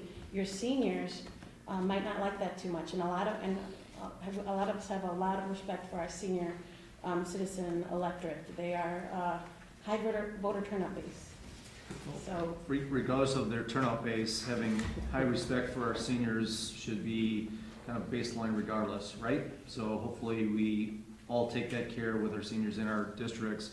We concur that it's appropriate for us to know our districts well enough to know those seniors that are wanting Blue Books as a resource for their education and their connection to their state officials, and that's why I think this bill is a great hybrid that allows it to happen. very good. Representative Gannon. Thank you, gentlemen. Thank you, Chair. Thanks for bringing this forward. And I agree, there is a constituency that wants these books, and I've been told that you've dealt with it here. You give you an opportunity to order as many as you need, or don't waste them and have them stacked in my office. My question is though, is on the fiscal estimate, it doesn't say what the cost of the books are.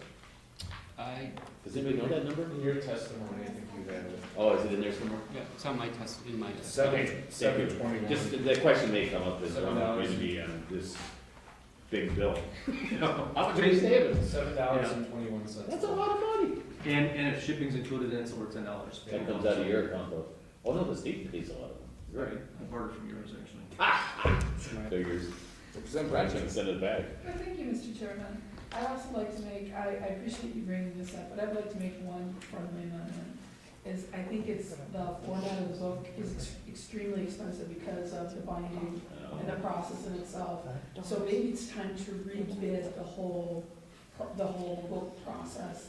Long overdue. I mean, they're extra heavy because of that heavy binding process. Maybe it's time to revisit. Maybe we could bring the price down and use less of them, which would be a great environmental design going forward. So that being said, and part of it could be, maybe it's time to rebid the book process as part of your bill. Not only are we gonna do less, but we're gonna go out and look for a new bidder on them, because materials be far cheaper. And I think that would really behoove all of us. Thank you. As someone who's in the printing business, You could do that. no, it'd be hard pressed to find that book for less than $7. That's not a bad price, especially for the quantity that's printed. Representative Zanicki. Thank you, Mr. Chair. Mr. Bradshaw, I hope that we're gonna outsource them, they'll be printed in English. I don't understand. I don't wanna go to India. I never made that request. Any other relevant questions for the author? Thank you. Thank you. We will let you out on the hot seat. This is a grueling issue.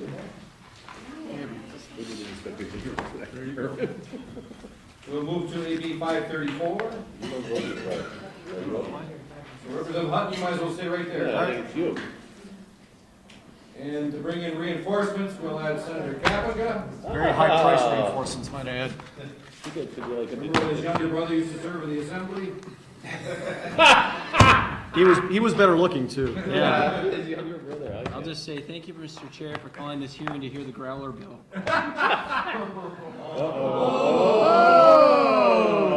Okay. Oh, I'm sorry. Can he do that from this Assembly seat? Bill 534. Can he pull it out of the drawer Sorry, just here? did now. Wow, that was I good. haven't looked at that bill in a while. I'll be at your Work that office one out. after this. We might still get to it, Mr. Chair. I'll let you do it. Go ahead. You're Okay. Yeah, you might as well take over from here now. Yeah, I think one of us has been muted, haven't they? Wow. Well, thank you, Mr. Chairman, and members of the Committee of State Affairs and Government Operations. As I alluded to earlier, somewhat tongue-in-cheek, this has certainly been a committee since I've been sitting in it that has been focusing a great deal about government efficiencies and streamlining government and making government better. Wherever you decide to go relative to issues around ideas with the Inspector General, I think there are other opportunities that we have to somewhat kick the same cat, and I would argue that this legislation authored by Senator Kaplan and I goes a long way to that end. This is really just a simple, straightforward bill that makes the requirement of our state agencies to offer a couple different starting points each biennium budget for us to take a look at where those agencies are best suited, best situated, and where they can be more efficient and more streamlined. I spent, I think, 4 terms on the Waukesha County Board, and one of those areas of frustration for me on the county board was to see every year us have a county executive that would propose a budget that we then, as county supervisors, had to work off of and try to not only discern where the dollars were being spent, but find areas where meaningful adjustments could be made. I find similar concerns here at the state level when we have a governor, regardless of the party that proposes a biennium budget, that then we as legislators, including our joint finance folks, have to take a look and begin to peel apart and discern what's in the budget and where our parties, as our legislative party, should be allocated in terms of those funds. It was discussed earlier, we're talking about $70 billion on a biennium basis of monies that we are stewards of for our taxpayers. And I think what this bill does, it provides greater transparency, asking our agencies on a non-binding perspective to propose to the governor and to the state legislature, specifically joint finance, budgets that adhere to their specific cost to continue, which is what they typically will do, as well as a budget that is aligned at a 0% increase for GPR spending, along with a 5% reduction in GPR spending.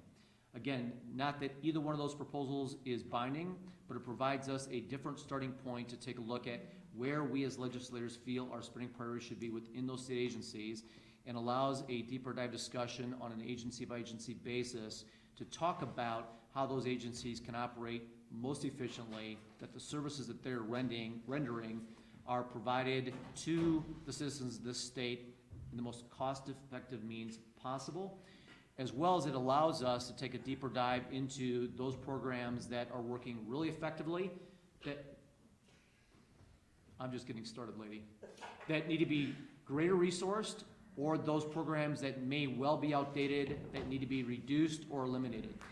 This bill provides us that framework and that starting point. That's why I think it is very common sense legislation, and I hope this committee stands behind it.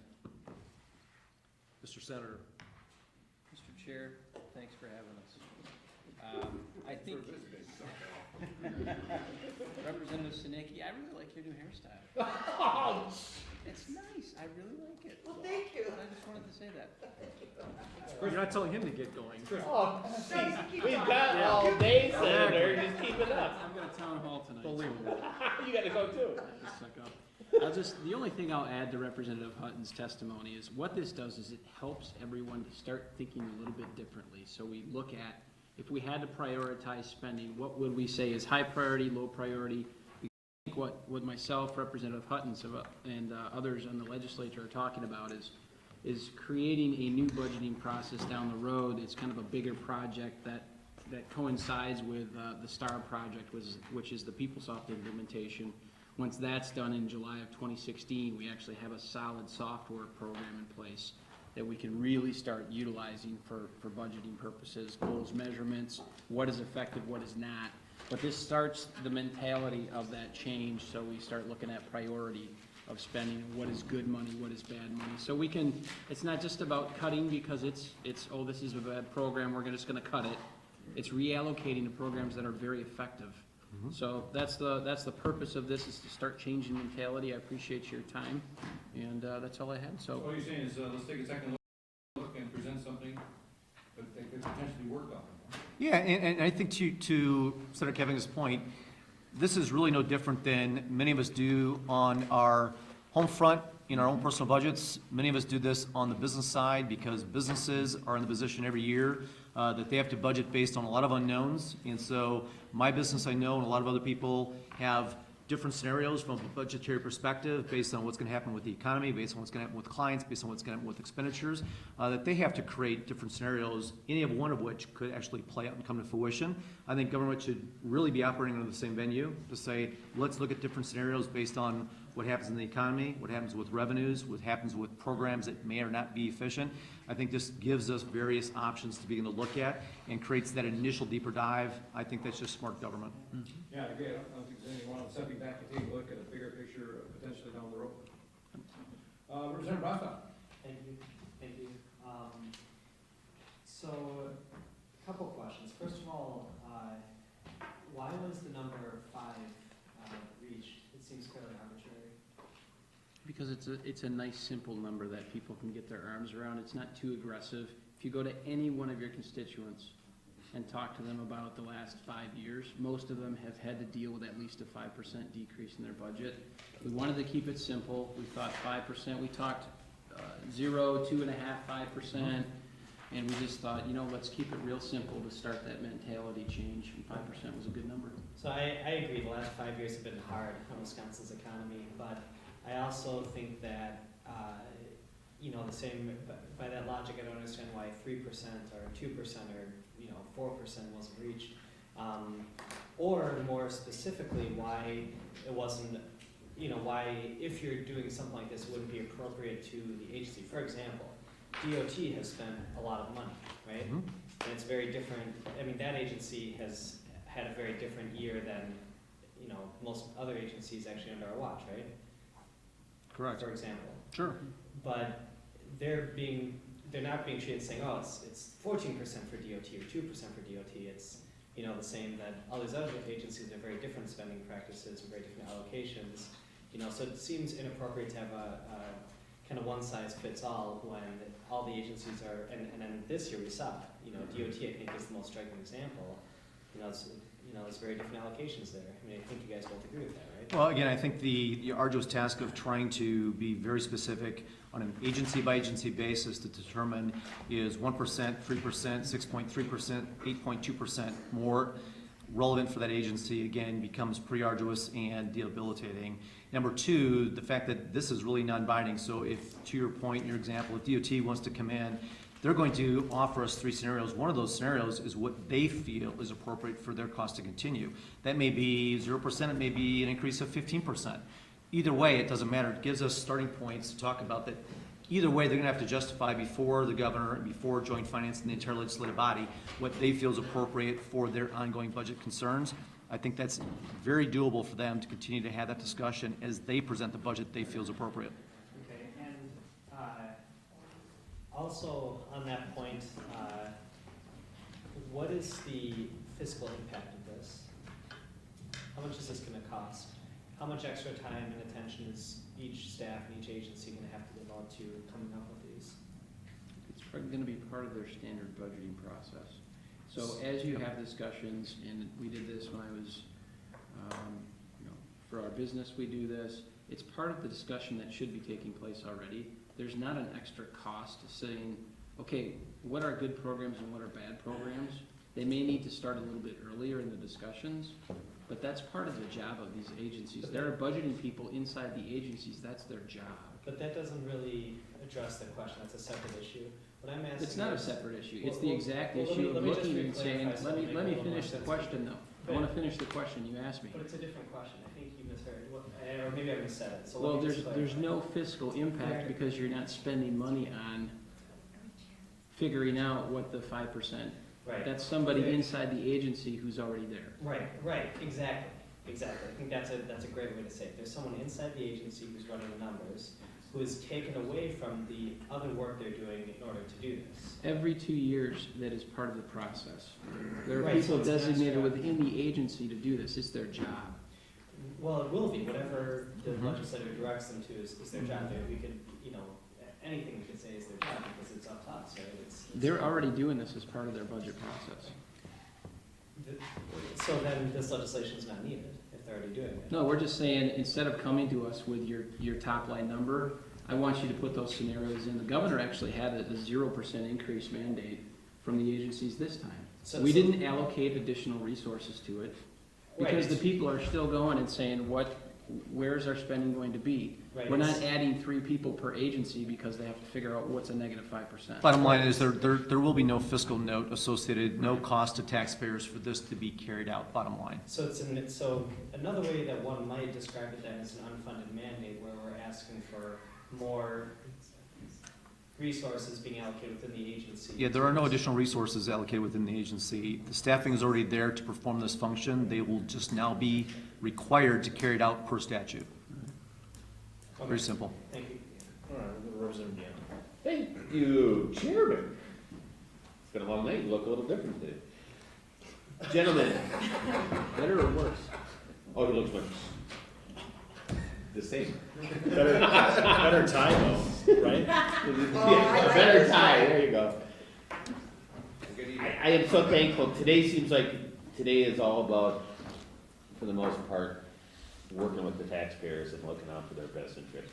Because you propose this, my understanding is, doesn't mean anything's gonna get cut, it's just going to give some options and some things to look at. I do that in business all the time. You know, as a matter of fact, in 2008, when the economy crashed, and my customers had to make hard, tough decisions, and I was told by my legislator at the time that government couldn't because they were the safety net.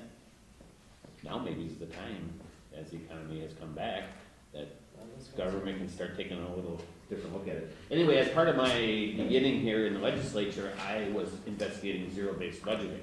My research on zero-based budgeting shows mixed reviews on it actually working. Zero-based is where you make every agency start at the first dollar and explain it. And I had some CPAs working on this too, and believe it or not, what they came back with is said, Bob, force every agency to go to a 5% budget cut and show you if we were forced to make drastic reductions, where would you show them and what impact it would have? Did you look at zero-based budgeting as an option in this bill?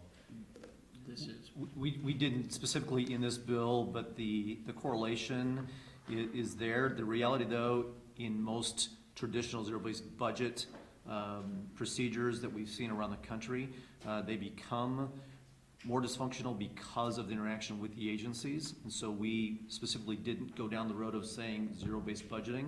What we really wanted to attack was the specific mindset that the agencies needed to come up with alternatives that force them to look at budgets that may in fact be zero-based, but also may be reduced to foster that discussion. And again, zero-based budgeting came with it some strong mandates associated with those budgets that were binary in nature. We're saying we're gonna start with this because, to Senator Capping's point, the technology is coming down the line that will afford us then to be able to combine those two approaches and really provide a systematic deeper dive into agencies and their specific programs that we think are gonna have some strong merits to them. I'm very excited about this. I can see great things for the taxpayers to keep an eye on. And doesn't mean, I don't believe this means anything's going to be cut. It's just giving options, correct? No, I think you can make the argument for the size of government, the growth of government. That's a discussion for a different day. This is simply a vehicle to begin to have a deeper look into alternatives that are there and to have those discussions. Representative Zanika. Thank you, Mr. Chair. So when do state agencies normally submit their budget requests? Ledge Council actually can walk you through the budget process if you've got a question on that. I think it's similar. Maybe not the whole budget process, but. When are agencies supposed to submit to the Yes, governor's office? I believe it is. When do they normally, right, because now you're saying you want to Treasury submit it, September, next year, September, in mid-September, correct? It says under current law, no later than September 15th, and these should even if it be here. Yeah, the submission date isn't changed under the bill. So that, this is gonna be due when they do their normal budget requests, but it's gonna be a version that decreases it by 5%, Or zero, or zero, okay. or their typical cost to continue. All right, it's not that bad, I still feel a little sad. I would just add, if the specific agencies are short-staffed for this, there is some fluting idea about an inspector general coming within the agencies that may help facilitate You this. should be against the Inspector General's bill based on what, the sentiment that I'm hearing now, you should be totally against Fortunately, it. we're beyond the Inspector General bill. That's the question I asked. Yes. But Mr. Chair, just to follow up, in defense of Representative Rostoff, he was asking for a fiscal estimate of the bill, he wants to know what it's gonna cost. He too, wants to make sure we're being fiscally conservative here. The bill indicates that there should be a fiscal estimate, but we don't see one. I don't know why it says it in there, I didn't get It says that there should be a fiscal estimate available. We're happy to follow up with the fiscal bureau and provide you. My initial discussion with them was it was inconclusive, that there would be a fiscal impact, but I'm happy to get something in writing from them. Very good. Can I, what is it, I'm sorry, I'm just wondering, what does it mean inconclusive if they, because on the bill it said there should be one, but what is it? They couldn't define any specifics associated with the fiscal impact. I mean, indeterminable. Does that mean they couldn't find a cost, they don't know what the associated cost would be? You'd have to ask them. I don't know. Would it be possible to get that clarified and then sent to the committee members? Well, he's gonna get a fiscal estimate. Thank you. No, I don't think it'd be fiscal estimate, he's gonna get some type of clarification. Representative Zanika. Actually, my question I think was answered. Any other questions for the authors? Representative Branson. Thank you, Mr. Chairman. When you sit down and do a budget for a year, you have all the budget items, it's just the difference of saying these items could be possibly cut if we were in a 5% situation. And I think that's fair to say you're trying to find the priority status for the budgets. And so when you say there's not a fiscal cost, because they're doing that budgeting in that time, it doesn't make any more work, just assigning a priority, which they've already probably done. So thank you. Well, we'll see when it comes through, we don't know what it comes. Any other questions for the authors? If not, thank you, Senator Kaplan, for visiting the assembly this afternoon. And anytime you want to come back and Do you have compliment anything me, to I say? will take it. Thank you very much. Are there any bills you're still waiting on, that we work on? Mr. Chairman, just a quick personal note, I know it's very unusual for any one representative to bills heard on one day, so I appreciate that exemption and thank you for allowing this. Is that an exemption? You get special consideration. His discretion is very unusual, so I just wanted to. Sounds very partisan to me. Thank you for sticking around the vote. Anybody else here to speak on AB 534? If not, registering against is John Peacock. So this is it? Last one? So we will move to Senate Bill 251. Motion to approve. And we must have a, are you Tom? Yep. Tom Lyons from Senator Mary Lazik's office. Welcome. No representative of this bill? No, Representative first. Thank you, Chairman Swearingen, for allowing hearing on SB 251. Senator Lazik sends her apologies that she couldn't be here today. Tell her we missed her. Will do. You're getting a copy of her testimony. I'm going to deviate from it a little bit. SB 251 is a relatively simple bill. Right now, there's a discrepancy in the Midwest Interstate Passenger Compact as to the length of the commissioner's terms. In the language of the compact, in I believe it's chapter 86 of the statutes, the terms are for a period of 2 years or until the successor is named. And then in chapter 13, which governs how the legislature operates, it lists the terms as being 2 years. And so there can be a question as to what the actual length of the term is. That came up earlier this year. And so all SB 251 does is amend chapter 13 and makes clear that the length of the term for members of this commission appointed by the Speaker and appointed by the President of the Senate are for 2 years or until the successor is named. Okay. Quick question, Mr. Chairman. Absolutely. Representative Sneaky. So in the length of this afternoon, I have gotten 4 phone calls from the railroad commissioner. Does he have any issues with this that you know of? Do I need to return his call? Not, we probably should return his call. No, but not about this bill. He's a Does good he know guy. me too? It's a number I don't. Clayton's a good guy. He's a very good friend of mine. He called me like 4 times. I'm like, I can't talk right now. It passed out, Should I call him right now to see what he wanted? No. I'm just kidding. it passed out at Senate Committee 5-0. It was voice voted out. Bipartisanship again. I shut down the whole thing while you talk real. All right, any questions for Mr. Lyons? Seeing none, thank you very much. All right, thank you. Tell the Senator Merry Christmas. Will do. With that, anybody else here to speak on SB 251? Seeing none, also registering in favor is Senator Mark Miller. With that, we will wrap up today's hearing. Yes, What plans do we have to exec on, in particular, AB 382? we have no plans to exec on anything at this point. January. No, certainly not until January.